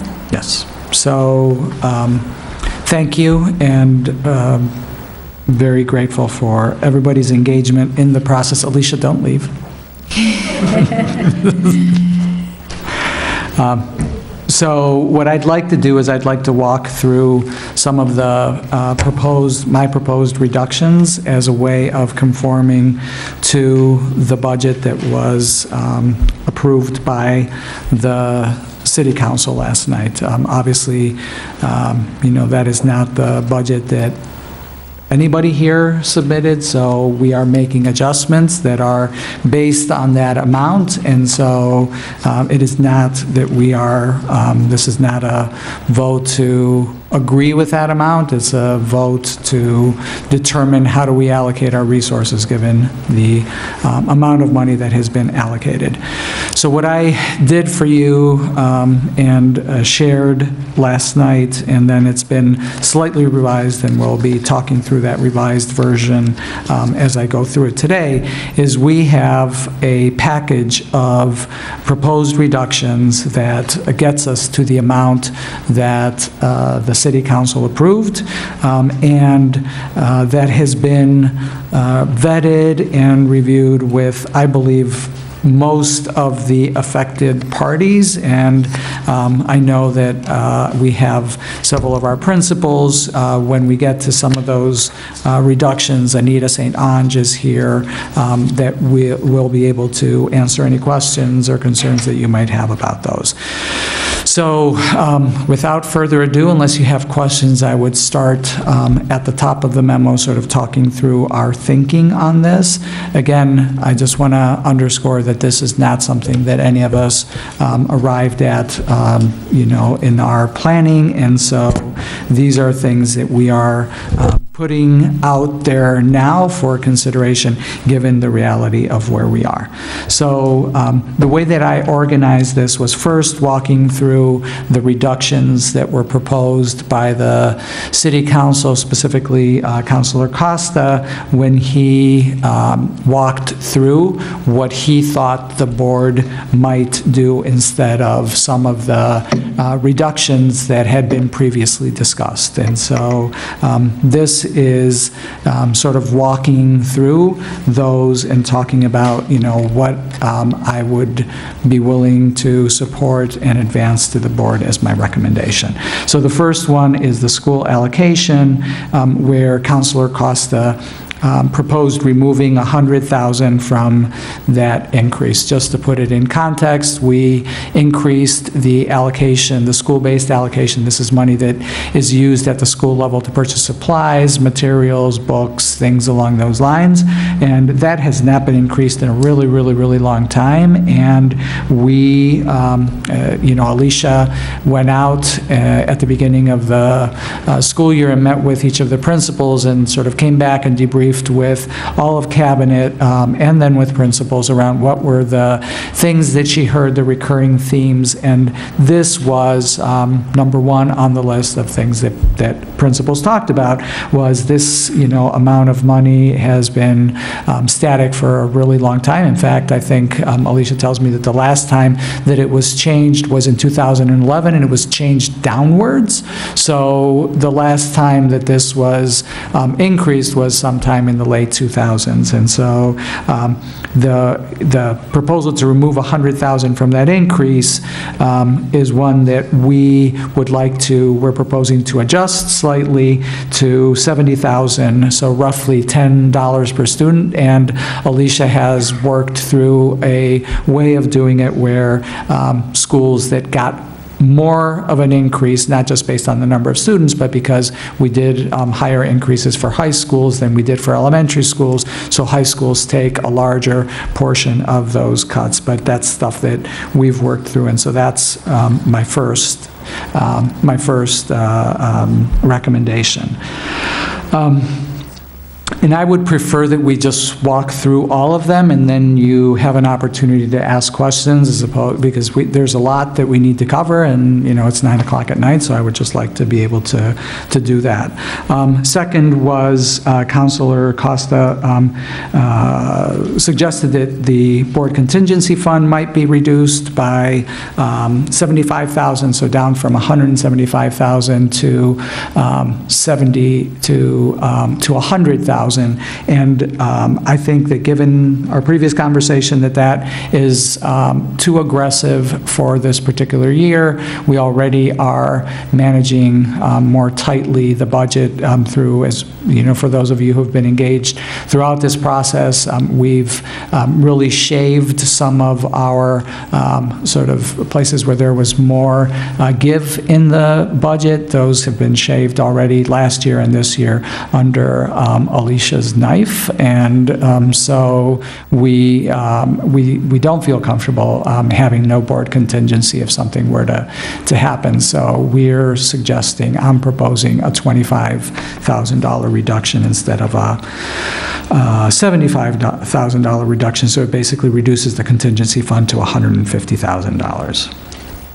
The proposal that the council reviewed on last week eliminated the additional 0.5 administrative FTE for Reiki, and I cannot support that.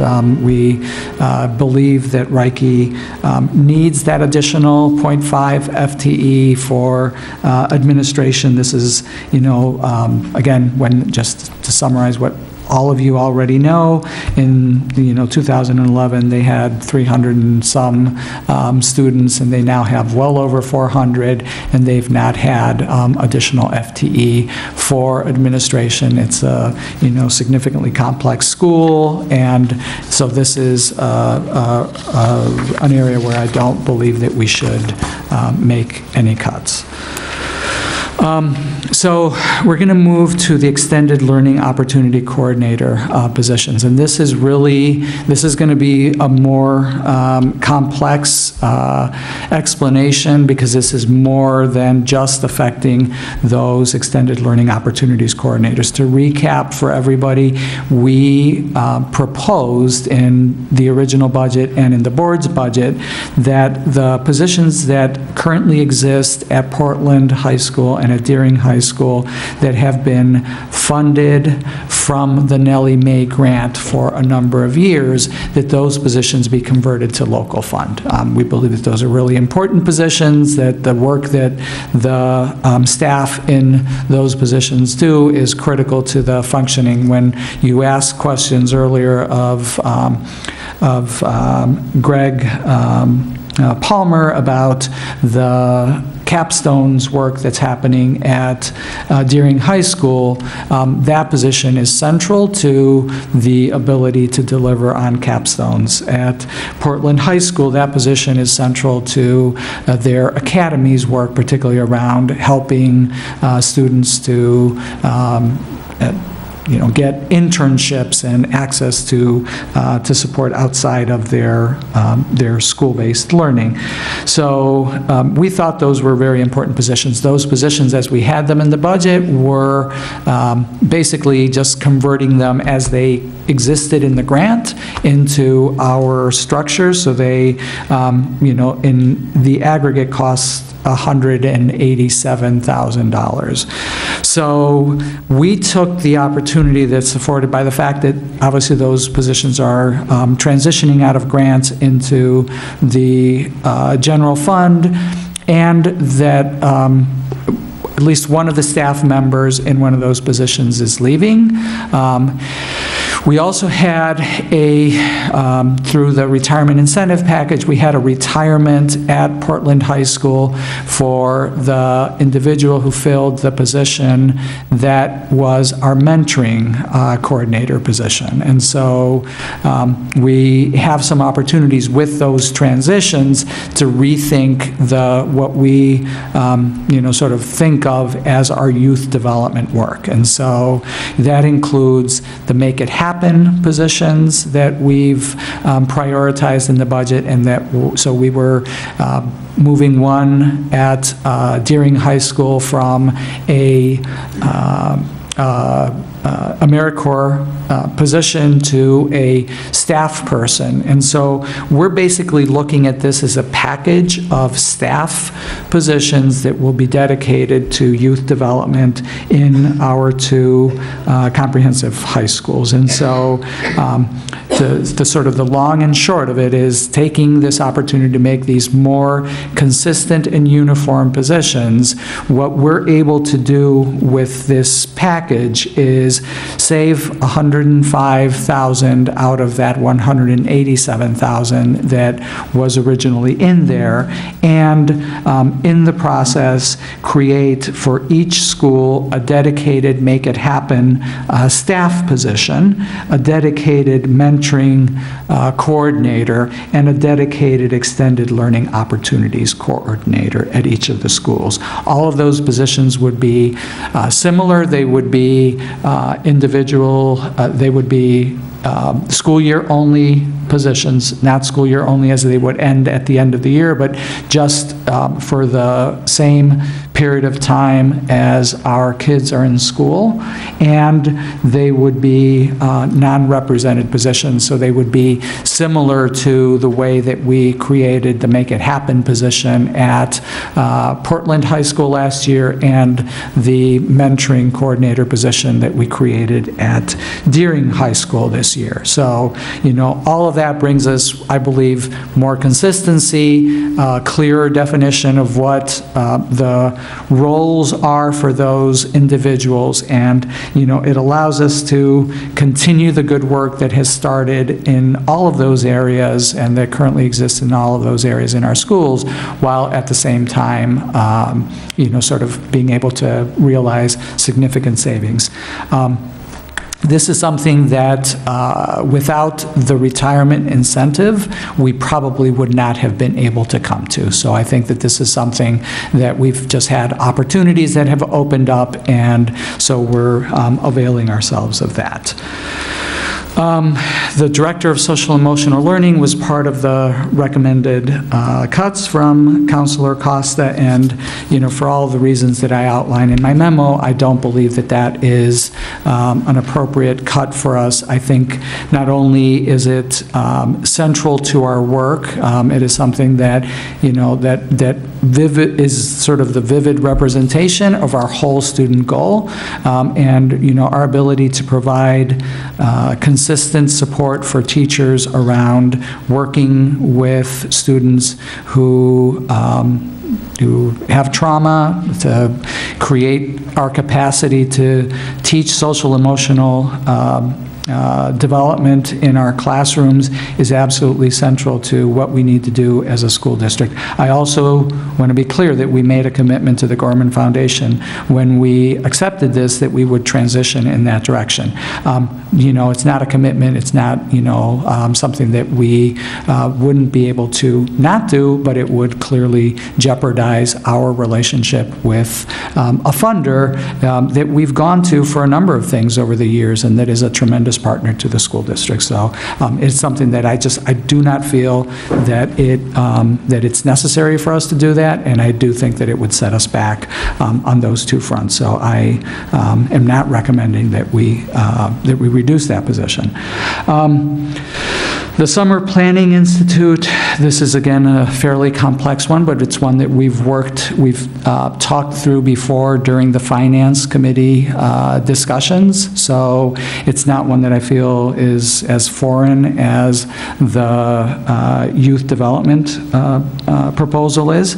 So this basically reduces, it eliminates the need to pay $184,000 worth of stipends this summer to teachers that we would bring together for planning, and that was designed to be our high school and middle school teachers to continue their work around the proficiency transition, really revising standards, working on common assessments, doing the work that teachers need to be able to do to really be able to advance that work.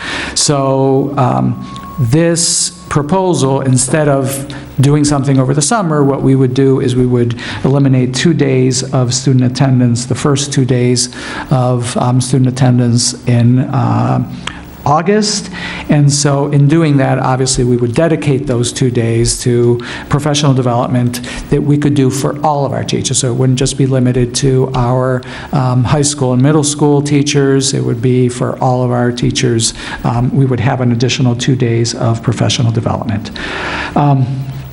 So as much as, you know, it brings down the number of days that we have students in school, because that's currently 178, this brings it to 176, and as the memo says, 175 is what is required by state law. So we're still within that and still have one to give. So what I do think is important to have everybody understand is that this requires the reduction of days for other employees. And so there are some additional savings that we get from doing this that we currently are costing out at $136,000. And that is to reduce by 2 days the number of days that our school year only employees would be working. So this would be our cafeteria workers, our ed techs, and other our school year only secretaries and school year only bus drivers. So they would be reduced. This is smaller than what you had seen previously when we had discussed this. So we went back and discussed this with our legal counsel, and we were advised that for those full-year employees, so people that are on, year-round calendar, that we would not be able to make those reductions. We would have to negotiate them. And so we don't believe, obviously, that we have the time to do that. And so we're just monetizing the reductions that we know we can get by reducing the number of days that those employees work. So that roughly translates into a 0.7% decrease in wages for employees in those groups. Adult education, this is one where we have talked this one through significantly. What are new positions in the budget are really a reconfiguration of existing positions that are retirements and people rolling off of grants, and there's an additional, if I recall correctly, $45,000 net that is what it takes to create the positions that are 55? How much? Oh, my bad, $95,000 additional cost to create those positions. And so I am not recommending that we cut that. Those positions are critical to not only the sort of maintenance of services that creates intake coordinators and it creates an assistant director, but it's also critical when you look at the next bullet, which we are recommending that we reduce by $100,000 the hourly wage increase that we proposed that was in the budget for adult ed.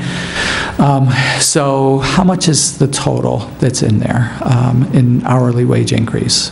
The increase this year is $173,000. Okay, so by reducing it by $100,000, this leaves us $73,000. About $30,000 of that is for the $2 an hour increase for existing hourly staff, and then the rest is additional hourly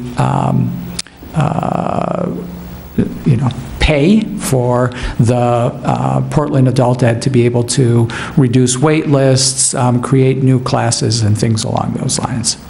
So I do want to just let everyone know that there was some confusion last night with how the council took action. And essentially what happened was they voted to take the entire $1.2 million away from the general fund. And that was essentially just a function of getting that order in last night because the clerk needed to then post that for absentee ballots. So if we are going to take money away from adult education, when we go back next Monday to the city council, we're going to have to ask them to amend that order so that we can readjust. I've talked to the assistant city manager, the deputy city manager. She said that that's something that they can do on Monday, but I just want to let you know there's going to be a little bit of procedural, we're going to have to backtrack a little bit, but I think we'll be all set, and there was a question about how that worked last night, so I did want to let people know. Okay, so that covers all of the recommendations that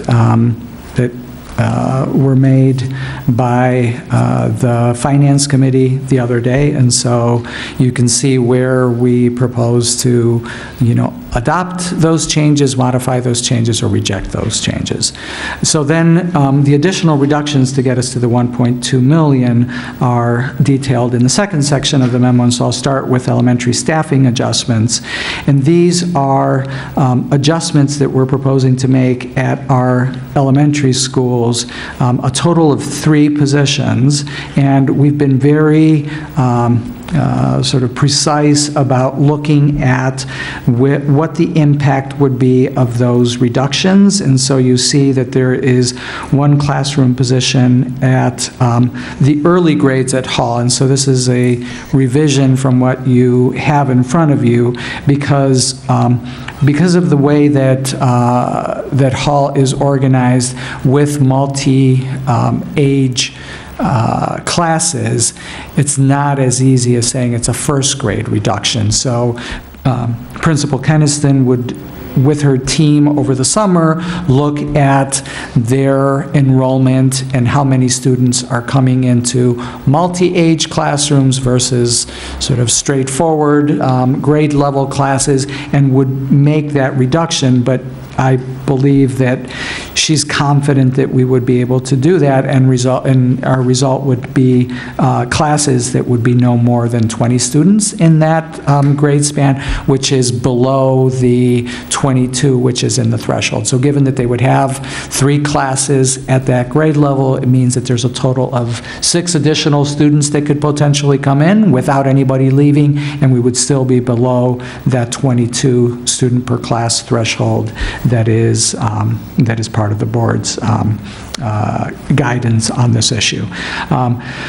The second position would be at Lysis, where we would reduce a second grade classroom, and that class would result in a class size of 22, so that is, right at the threshold. So in that particular case, that is one where if, there was a sudden increase in students, we would have to figure out whether there needed to be some adjustment there, whether it be another teacher, whether it be a ed tech, whether it be some other arrangement of a split class or something along those lines. So that's, of the 3, the one that I am, least comfortable with because it has the least amount of cushion. The last one is a classroom position at Reiki. We're saying that the second grade, the resulting class size there would be 19.3 students. So again, this would give you a total of 8 possible students that could move in without anybody leaving and still be under that 22 student threshold. So again, I'm comfortable in that. I do want to point out that last year we went through this process through our prior to the budget process, and so we did have reductions in positions. In that case, we reduced at Peaks, at Brezomscott, and at East End, and then subsequently had to add a position back at East End when the kindergarten numbers materialized higher than what we thought that they would, and the school petitioned, and we added that. And so obviously we would be, as I explained in the Lysis situation, but also in the Hall or Reiki situation, if we needed to add positions back, we would have to do that after the school year started.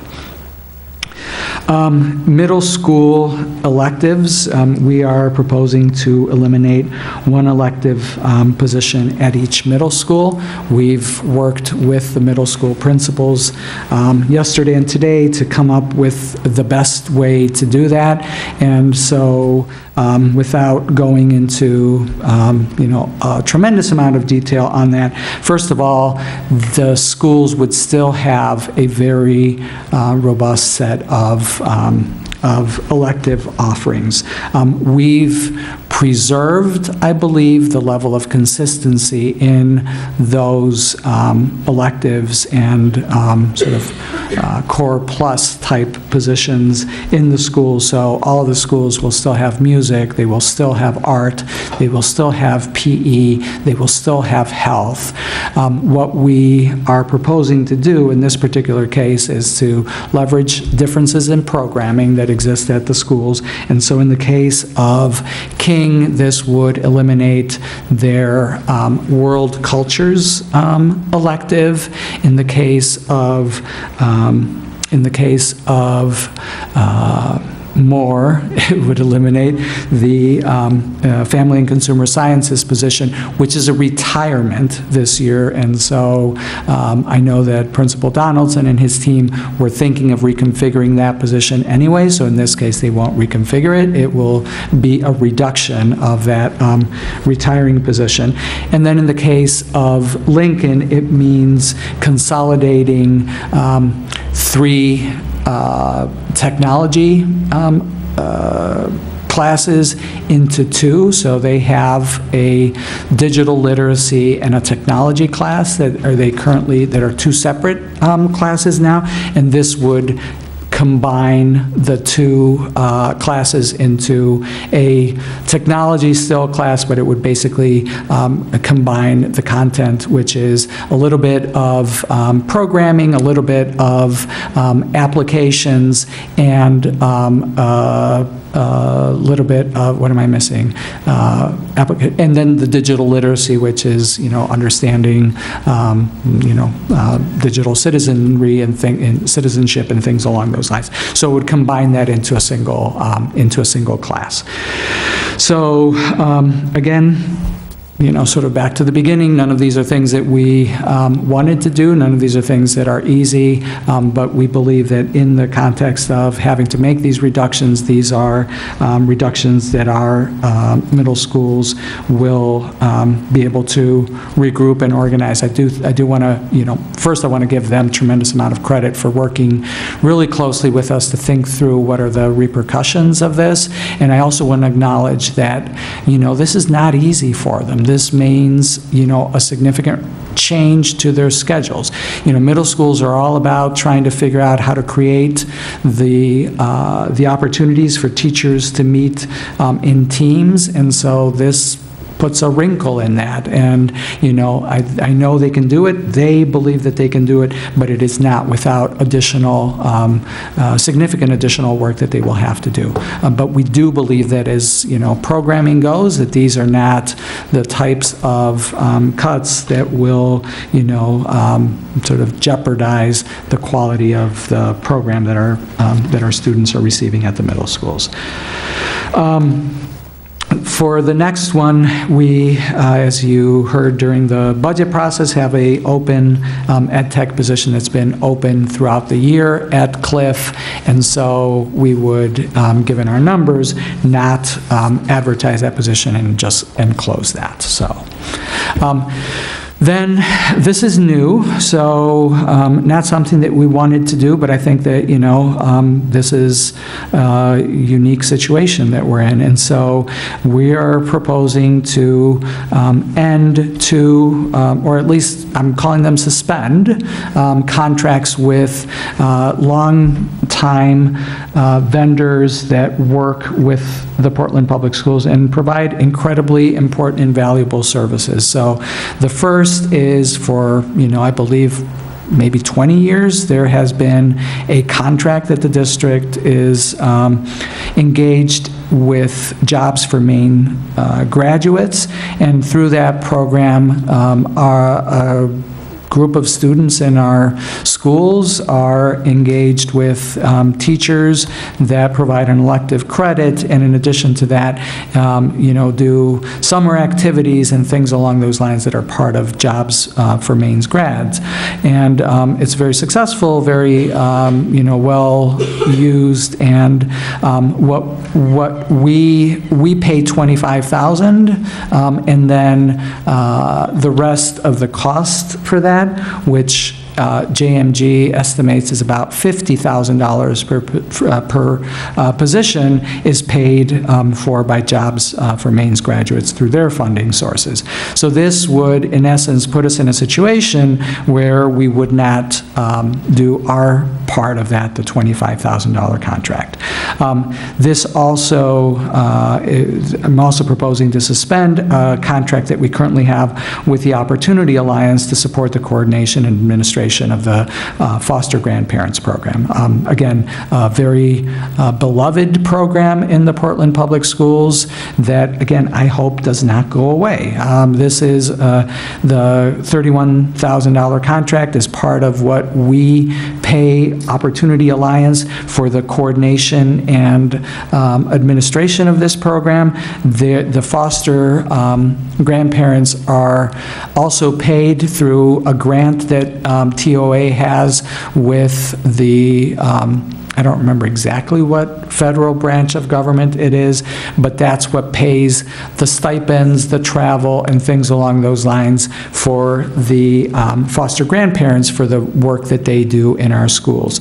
The way that I'm thinking about this is similar to the situation that we were in the reverse last year when the state canceled funding for the health clinics, and as a school district, we stepped up to the plate and came up with, at that time, $150,000 to support Greater Portland Health through this school year, and have, worked with them to go after grants, to lobby the legislature and so on to reinstate that funding. So I am in contact with JMG and TOA to try to figure a way that we can collectively fundraise to support this program, in hopes that, through either additional state funding next year or through, reductions in other areas, the resolution that you approved a little while ago to do the facility study and things along those lines, that we're able to arrive at a way to be able to sustain these programs going into the future. So we're almost there. Technology update delays. We looked at our budget and decided that given our circumstances, that we would delay the upgrades and refreshes for some of our equipment for staff, particularly staff in the administration office. So we're reducing that by $50,000. I'm sorry, the total reduction is $50,000. $34,000 of that is for the staff refreshes, and that still leaves us with another about the same.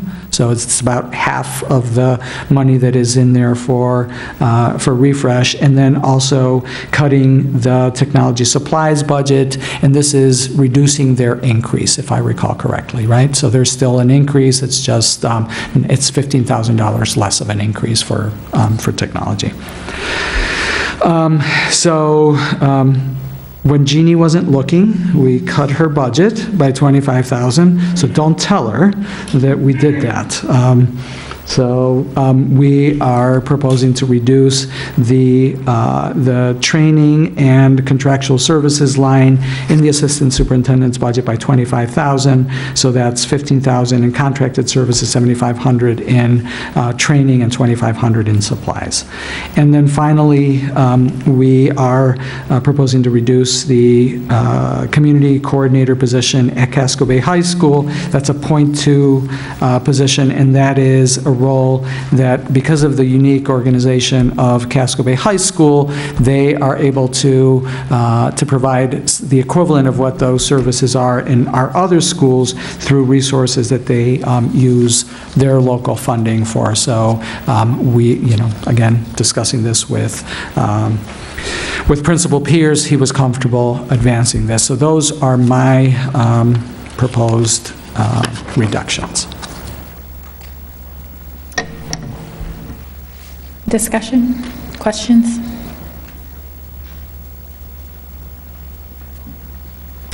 So just process-wise, because we are going to be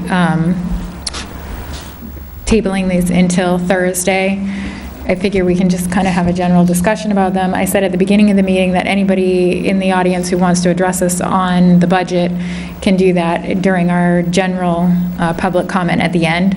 So what I'll do is kind of take questions, comments from board members now, ask for a motion for postponement, and then we can take public comment. Ms. Davis? On the school allocation, what is the current amount?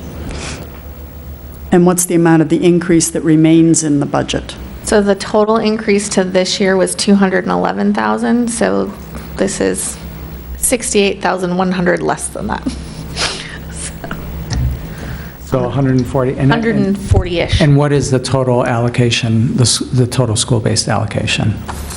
I should know that. It's in the neighborhood of 5. And you may want to follow this up in writing, because I'm not going to, I think It's also in your budget book, so you would be able, Alicia can point that out to you. Yeah, if you could, if it's in the budget book and It's you also want in to the point new it out budget, to the me. new budget book, which is smaller and that you have in front of you.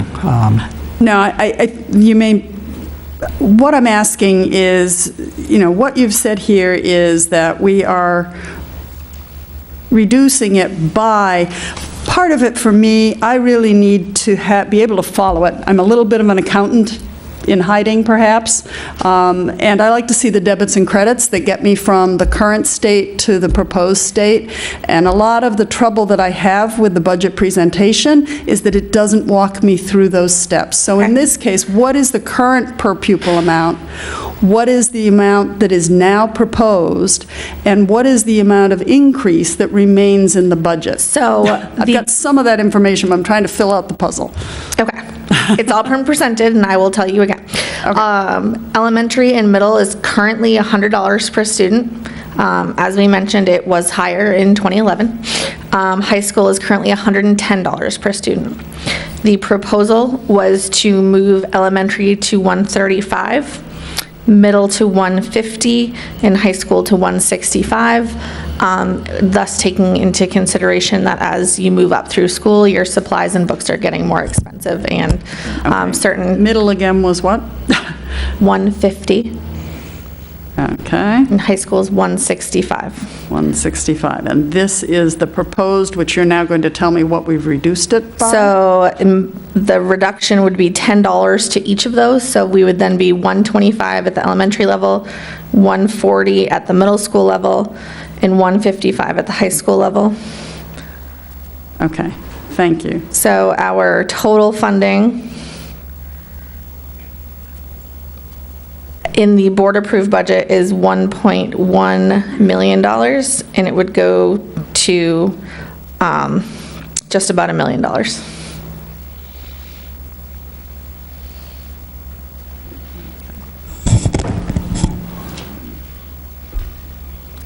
Okay. And on that one, with the Director of Social Emotional Learning, I know that reviewing the Department of Ed's recent preliminary allocations for Title IV-A, we're anticipating a $225,000 increase, and the purposes of that title include to raise student academic achievement by increasing the capacity of local education, LEA, to provide a well-rounded education, safe and healthy students, effective use of technology. That's a significant increase, and I'm wondering, how we intend to do that, because at least on the face of it, without getting into the details of ESSA, it would seem as though perhaps some of the things we're talking about might actually be eligible in that. And we're not receiving terribly large, our reductions are relatively small in both Title I-A and II-A. But a $225,521 increase is wonderful. But I guess I'm wondering if that, since it is an increase, how we're thinking of spending it and whether it would be useful in addressing some of our budget issues. So with the amount that we're receiving, there are, I think, 3 different categories. So one thing is we'll have to, spend in all 3 categories at our level. Okay. We don't yet have our complete plan for Title IV, since we just recently learned, and we're, as you know, in the kind of process of getting feedback from stakeholders. But if you're asking about if we can fund some of our social emotional learning work out of Title IV, yes, I think that is our intention, but the specifics are not clear yet. Could the Director of Social Emotional Learning is that an allowable expense under the law? Gail, can you clarify, is that allowable, the Director of Social Emotional Learning? I'm excited. Do you want me to come? Yes. Yeah, so it can be on the microphone. Hello. Gail, do you mind a quick introduction, just so if I Sure. don't know that everybody in the audience knows? I'm Gail Cressy. I'm the Director of Intervention Strategy / Title I Coordinator in Portland Public Schools. And yes, we're excited to receive additional funding in Title IV. And as Ms. Davis knows, this is a revamped Title IV that broadens the use of those funds. So, and recent news that we're getting an increase. It is something I would work with the state around, whether a director position was allowable. They really emphasize sort of direct service to students, but it's very broad and professional development is allowable. So, but that is something we would work with them on, where it's a new, a reimagining of Title IV funds. And Malia, Ms. Nally talked about the fact that there's 3 categories that you need to spend on, so what are those 3 categories? One is technology, one is the well-rounded student enrichment area, and one is what was formerly the safe and drug-free schools area, which would encompass student well-being and social emotional learning.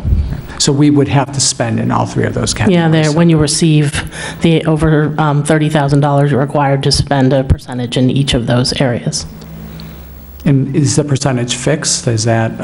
It's a minimum percentage in the areas, which of course I'm not remembering off the top of my head, but it's more of an at least this amount of money in each of the categories. But it's not an equal one where you have to divide it in 3. You might have to spend 10%. Exactly. You'd have to reach a minimum threshold, and then the rest you'd have choice over. Okay. Because it does seem as though something we should be looking at, where the purpose is to raise academic achievement by, increasing the capacity, and it seems well aligned. It is revamped from the safe and drug-free schools, but you know what? Those were the funds that we used for years in this district to do social emotional learning. It's not a new concept. This is where we funded our asset building work with the Search Institute, and a lot of our I'm trying to think of other programs that we did, particularly in the elementary school, around almost what would now be called restorative justice or community meetings. All of that funding came out of here and seems really well aligned with the Director of Social Emotional Learning, as it's been explained to me. And for the rest of the board and the public, I know you know this, but our private schools would also be eligible for their equitable share of that funding. Funding, yeah. But And I do want to just point out, we do fund a portion of a position already in Title IV, so that would then mean we need to reallocate that fund elsewhere, so. But currently, we only receive $9,855, I believe. Yeah. Was this year's allocation, so it can't be a whole lot.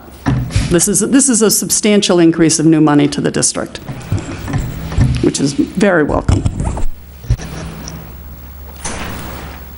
Other questions, comments? Mr. Baldwins. Just a simple question.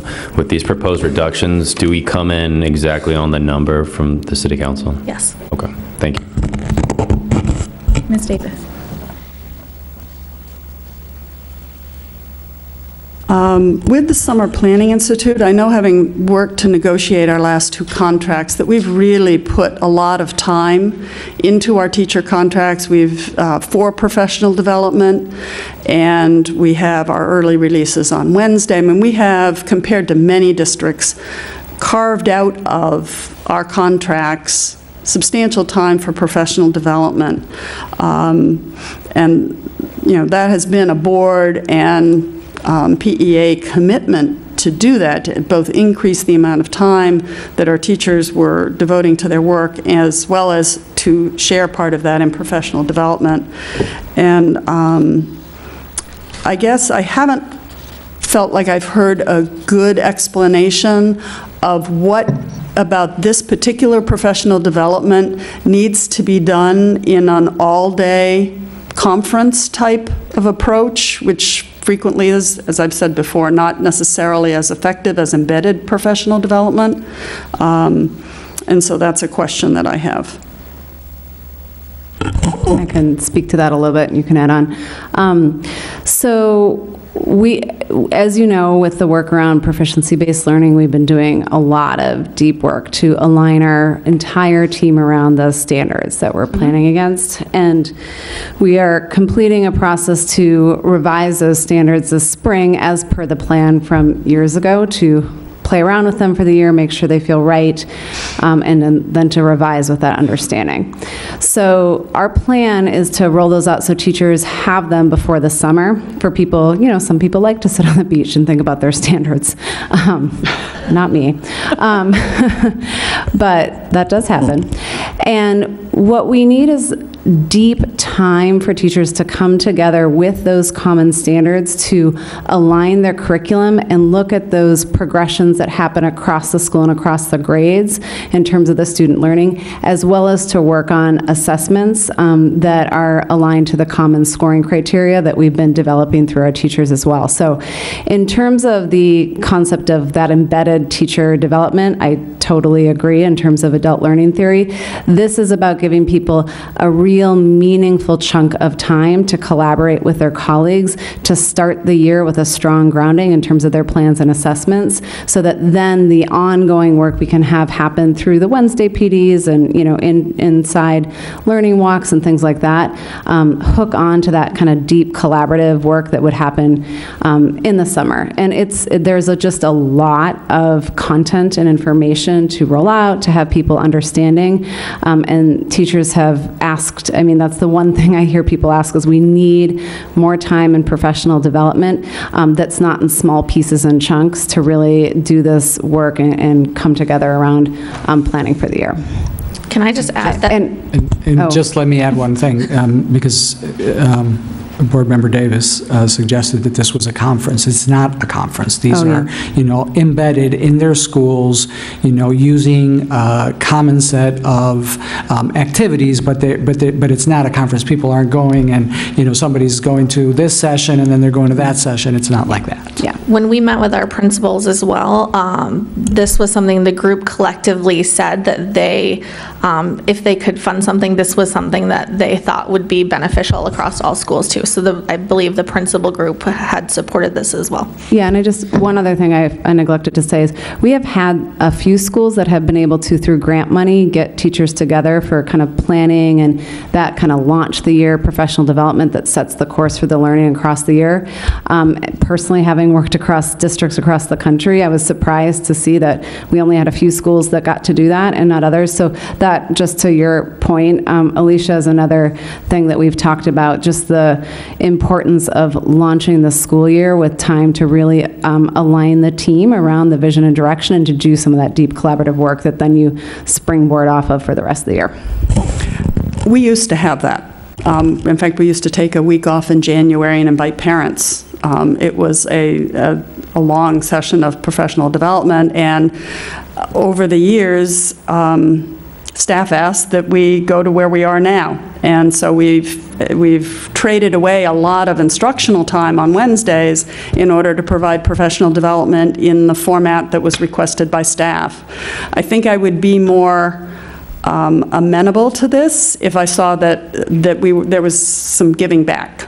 Because over the time that I have been working with the district, and this does date back, because I went to one of those week-long professional development sessions on data way back when my kids were in school, is that if we were looking at realigning so that we had some if people want full days, that we had some full days, and that we got back, because we did not have the early release Wednesdays, which are the bane of many parents' existence. One of my neighbors said it's Grandparents' Day when you get your parents to come and pick the kids up at the bus stop.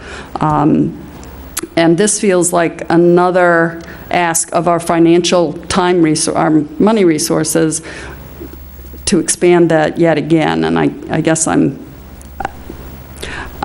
probably not supportive of it. I'm not willing to trade 2 more days of instruction away for it either, because what I'm seeing is the erosion of time for the teachers and the students to be together and instruction which is really what's going to move the district. It is the relationship between teachers and students, so. But that's a value. I have a few other questions.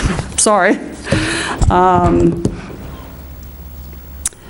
With the adult ed, I guess sort of the same kind of thing, a breakdown of there was eliminating and an increase, and if that could really get broken down in a very clear way of... That was provided to you. That was a question that you had last week about the temporary increase in it, and it was provided that it was all adult ed. It was $173,000. I think we're not communicating here. And I apologize if you think I'm asking for something I've already asked for, because I don't think I am, or I'm asking for it. I've been given new information, and I'm now trying to pull this together, because I do want the public to understand that this is what we've gotten since March 15th. And it is cumbersome to try and work through, and numbers keep changing, and things keep moving. And I understand numbers, and I understand budgets, and I'm trying to get a hold of this so that I can vote in favor of it, or I understand what I'm voting for. That's really important to me. And I'm sorry if my questions are frustrating to people, but I need the information in order to understand it.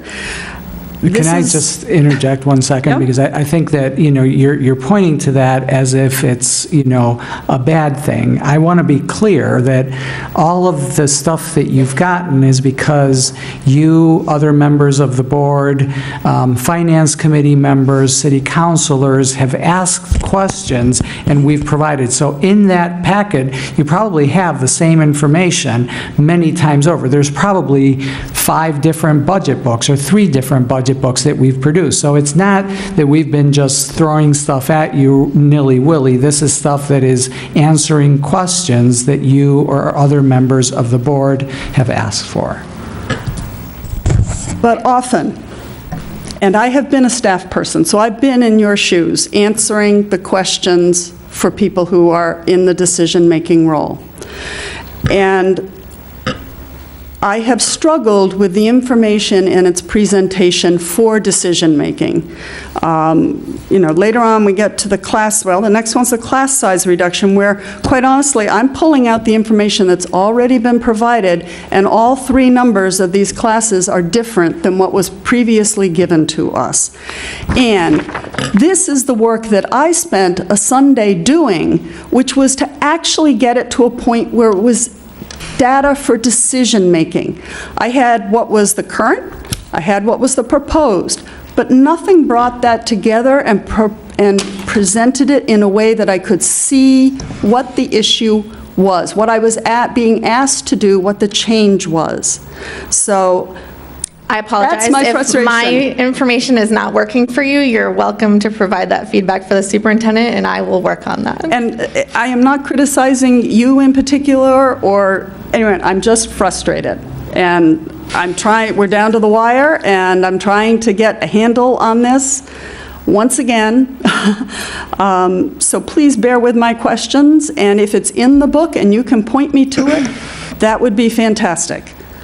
One of the problems with the book at this point is it is difficult to find stuff. So your question about adult ed temporary salaries, can you ask me again? What is the breakdown that you would like? So if it's already in here, I'll go looking for it, and maybe that's what I'll do. The narrative that we sent back to you last week when you had asked about the stipends, the additional teacher pay, and the temporary pay breakdown, some of that was in there. So if that does not get to it, then we will I will look, because what I'm trying to see is what has been proposed. The proposal eliminating only part of that. I'm trying to figure out what's now eliminated, what's still an increase, and where did we start. Again, debits and credits. I'm just trying to walk through it, and I feel like I have part of the answer here. Do you mind if I interject for a minute, because we do have a policy that disallows us from voting after 10 o'clock. And I'm sensing there's some frustration in the room, and I'm feeling like at 10 o'clock at night, none of this is very productive. Yeah. I'm wondering if it's possible for us to be able to move forward and connect on your questions during the day tomorrow? For me, it isn't. We have full-time jobs, and I'm busy tomorrow, and then I'm presenting. I do not literally have time between now and when I'm going to need to vote. So I'm sorry if people feel I'm being difficult. I don't mean to, and I'm trying to get the information I'll need to make a decision. If I can't get it, then I'll simply be a no vote. Because I won't vote without fully understanding what it is I'm being asked to vote on. So the enrichment temporary salary has gone up $5,000, and the adult ed local is the balance of the 173, so 168. I would assume that we would vote to reduce the local, as that the enrichment salaries cover themselves in fees. And so if we reduce 100,000, there'll still be about $70,000 left in additional temporary salaries that was not budgeted as part of the FY18 budget. And I think, what is the total amount in that line? Adult ed. The total ask is $468,000. So it was about 300 last year. In hourly wages. Yes. I'll try and figure it out on my own. Okay. Mr. Atkinson. Is it okay to ask another question about adult ed? Please do. Thanks. I just wanted to know what impact this is going to have on the number of classes. I know that because there's the wage increase, but then we're talking about a decrease. So are we going to be able to offer more classes? Not more. Okay. I'm hoping to hold the line. Okay. I am hopeful that with an assistant director, we might be able to raise more money. There may be additional grant opportunities or that sort of thing, but I am hopeful that we can hold the line with this. Thank you. Other comments? Ms. Morioni. Just a clarifying question on the middle school electives. It says I propose eliminating one elective position at each middle school. I'm just confused by the word position there. Do you mean one elective class or one elective? Yes, it would be one teacher, so one teacher's schedule. So that would be, 5 classes that they would teach daily. But no teacher's losing their job there. They're just not teaching a class. No, that would be reductions in force at those. In the case of Moore, it's a retirement that we would not fill, so it is a position right. that's lost. Oh, that's right. Okay, so clarifying that, King, you said world cultures would not be taught. Does that also mean that person would not? That's correct. That's 3 FTE positions that we would be reducing. And of those 3, one is already in retirement, but then the other 2 would be reductions in force. So, to the extent that people have seniority and licensure, they could go and fill other positions elsewhere in the district. That's to be figured out. Okay, thank you. Mr. Atkinson. I wanted to ask about the JMG reductions. I heard through the grapevine that there may be matching funds that are tied to those investments that we have locally. I don't know if that's something that can be answered now or could be provided. Yeah, as I think I said during the JMG piece of that we pay 25, JMG contributes 50. So we would lose that. No, so that 50 stays then. No, it's not dependent on it doesn't. We need to work that out with JMG. They would need to, work with us to fundraise for the 25,000, or come through and cover the full 75,000 for this year. Okay, excellent. My apologies that I didn't catch that the first time. That's okay. you're losing, I think. Mr. Rodriguez. I know it's getting late. I just wanted to make a comment, Javier, because I see you back there getting frustrated. I just wanted to say that, throughout the budget process, the one solid thing that we've heard over and over again is the support that you've got from this district, from parents, from teachers, from most of this board, Tim Wilson from Seeds of Peace, the other night said, I'd go in the foxhole with Javier, and if you know Mr. Wilson and him saying that, that means a lot. So I never thought I'd ever be anybody's boss, right? Like that, I never thought. But I figured that if I ever had the opportunity to be someone's boss, I'd want to give them the best resources and put them in a position to succeed. And so I appreciate how challenging this exercise is. And I appreciate the support that you have from the folks that are in this room. And I just want to let you know that I'm ready on Thursday to vote. Thank you. Thank you. Anyone else? I would just very quickly say I really appreciate all the work that has gone into this on the part of the superintendent, all the administrative staff, the principals, everybody. We are faced with a very challenging situation, and I think you've put together some comprehensive ideas to really minimize the impact. As I'm looking at this vote ahead on Thursday, I really want to give deference to our professional staff. I know that you've sat down and you've spent a lot of time with the best minds that we have in the district to look at what we really need and what we can do in this situation. So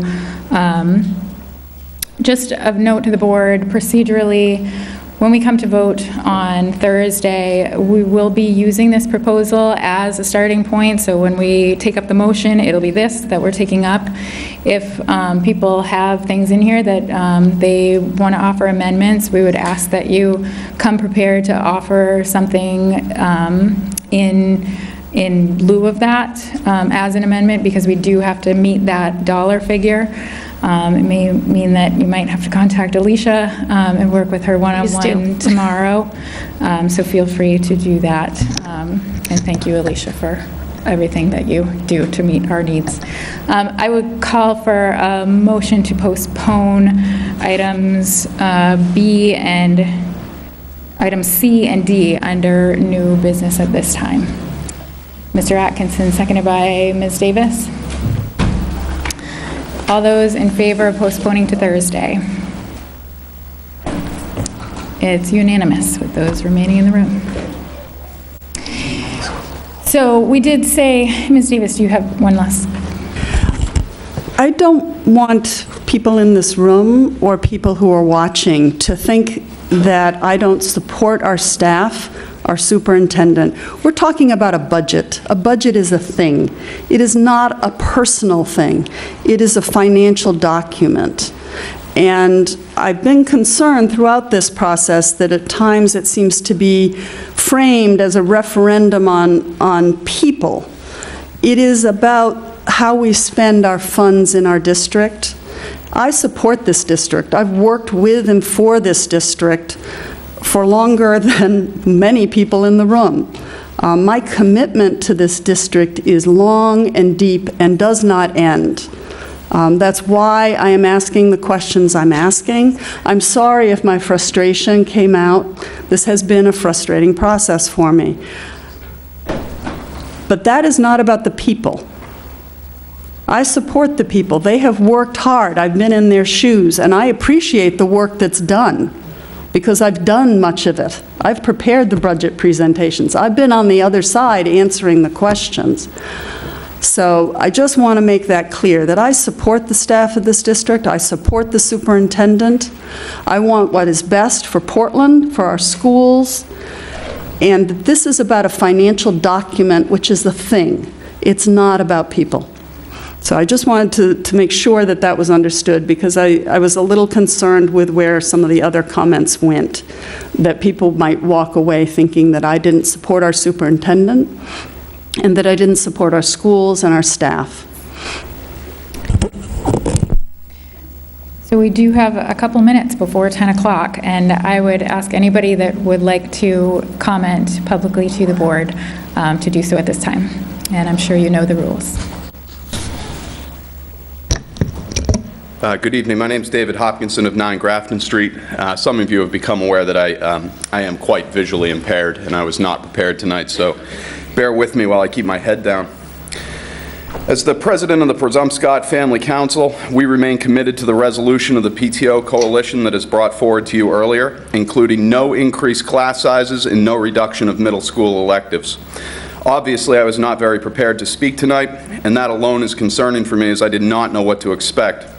However, even if I did, I would not have had a chance to prepare very well. I needed to be the social-emotional director of my family for a 7-year-old that is having a hard time. Hopefully not a long-term, devastating emotional issue, but one that needs attention. This is a kid whose family line follows to founders of this nation from a white middle-class home-owning family in this city. And although the staff at his school goes out of their way to help, their hands are so busy with not-so-privileged children, it almost feels selfish when they take their time to help him.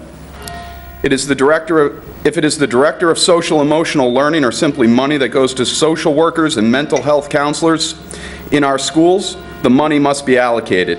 This is a no-brainer, and I genuinely applaud the superintendent for realizing this and expect you will all do the same. In my mind, this number should be conservatively tripled. Finally, for tonight, I'll speak for the teachers. Do not budge on the allocation for teacher supplies for our students. How can we expect to have more national board certified teachers attracted to our area if we don't fund the supplies they need? I read an article today that stated teachers spend around $435 out of their own pocket to provide the supplies. Even TurboTax asks you if you're a teacher and how much you spent. It is clear this is not funded properly, and I hope you're able to increase this number again next year. Thank you so much for your time through this whole process. Thank you. Anybody else? Hi, Emily Figdor, live at 31 Cushman Street. I'm the co-chair of the Reiki PTO, the director of Protect Our Neighborhood Schools. I want to thank you for your hard work on this budget. Really value all of your time and work. I know this isn't easy. I just do want to say with respect to increasing class size and Reiki and 2 other elementary schools losing a teacher, as far as I know, when I looked at the academic research a couple of years ago, the research showed that having an ed tech in a classroom with a large teacher-to-student ratio did not in any way negate the fact that there were too many kids in that classroom.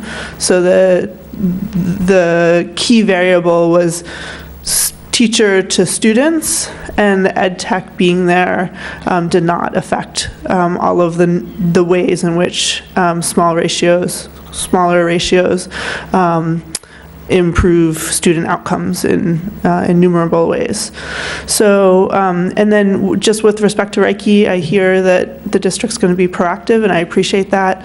Reiki has incredible churn. Since August 1st, we enrolled and exited 202 students. So, you know, having a handful of students, additional students in one grade is an easy thing to accomplish when 202 students are coming in and out.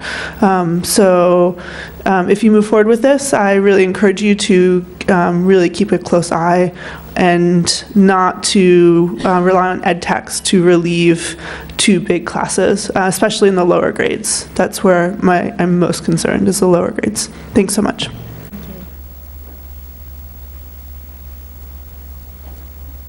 My name is Ted Hummel. I'm a lead teacher at Reiki School. I'm also live at 14 Mellon Street. And I recognize the difficulty in everything people have been saying. And I definitely, in relation to class sizes at Reiki School, I understand the recommendation. It's not an easy recommendation, but that is the data. That's where the numbers are.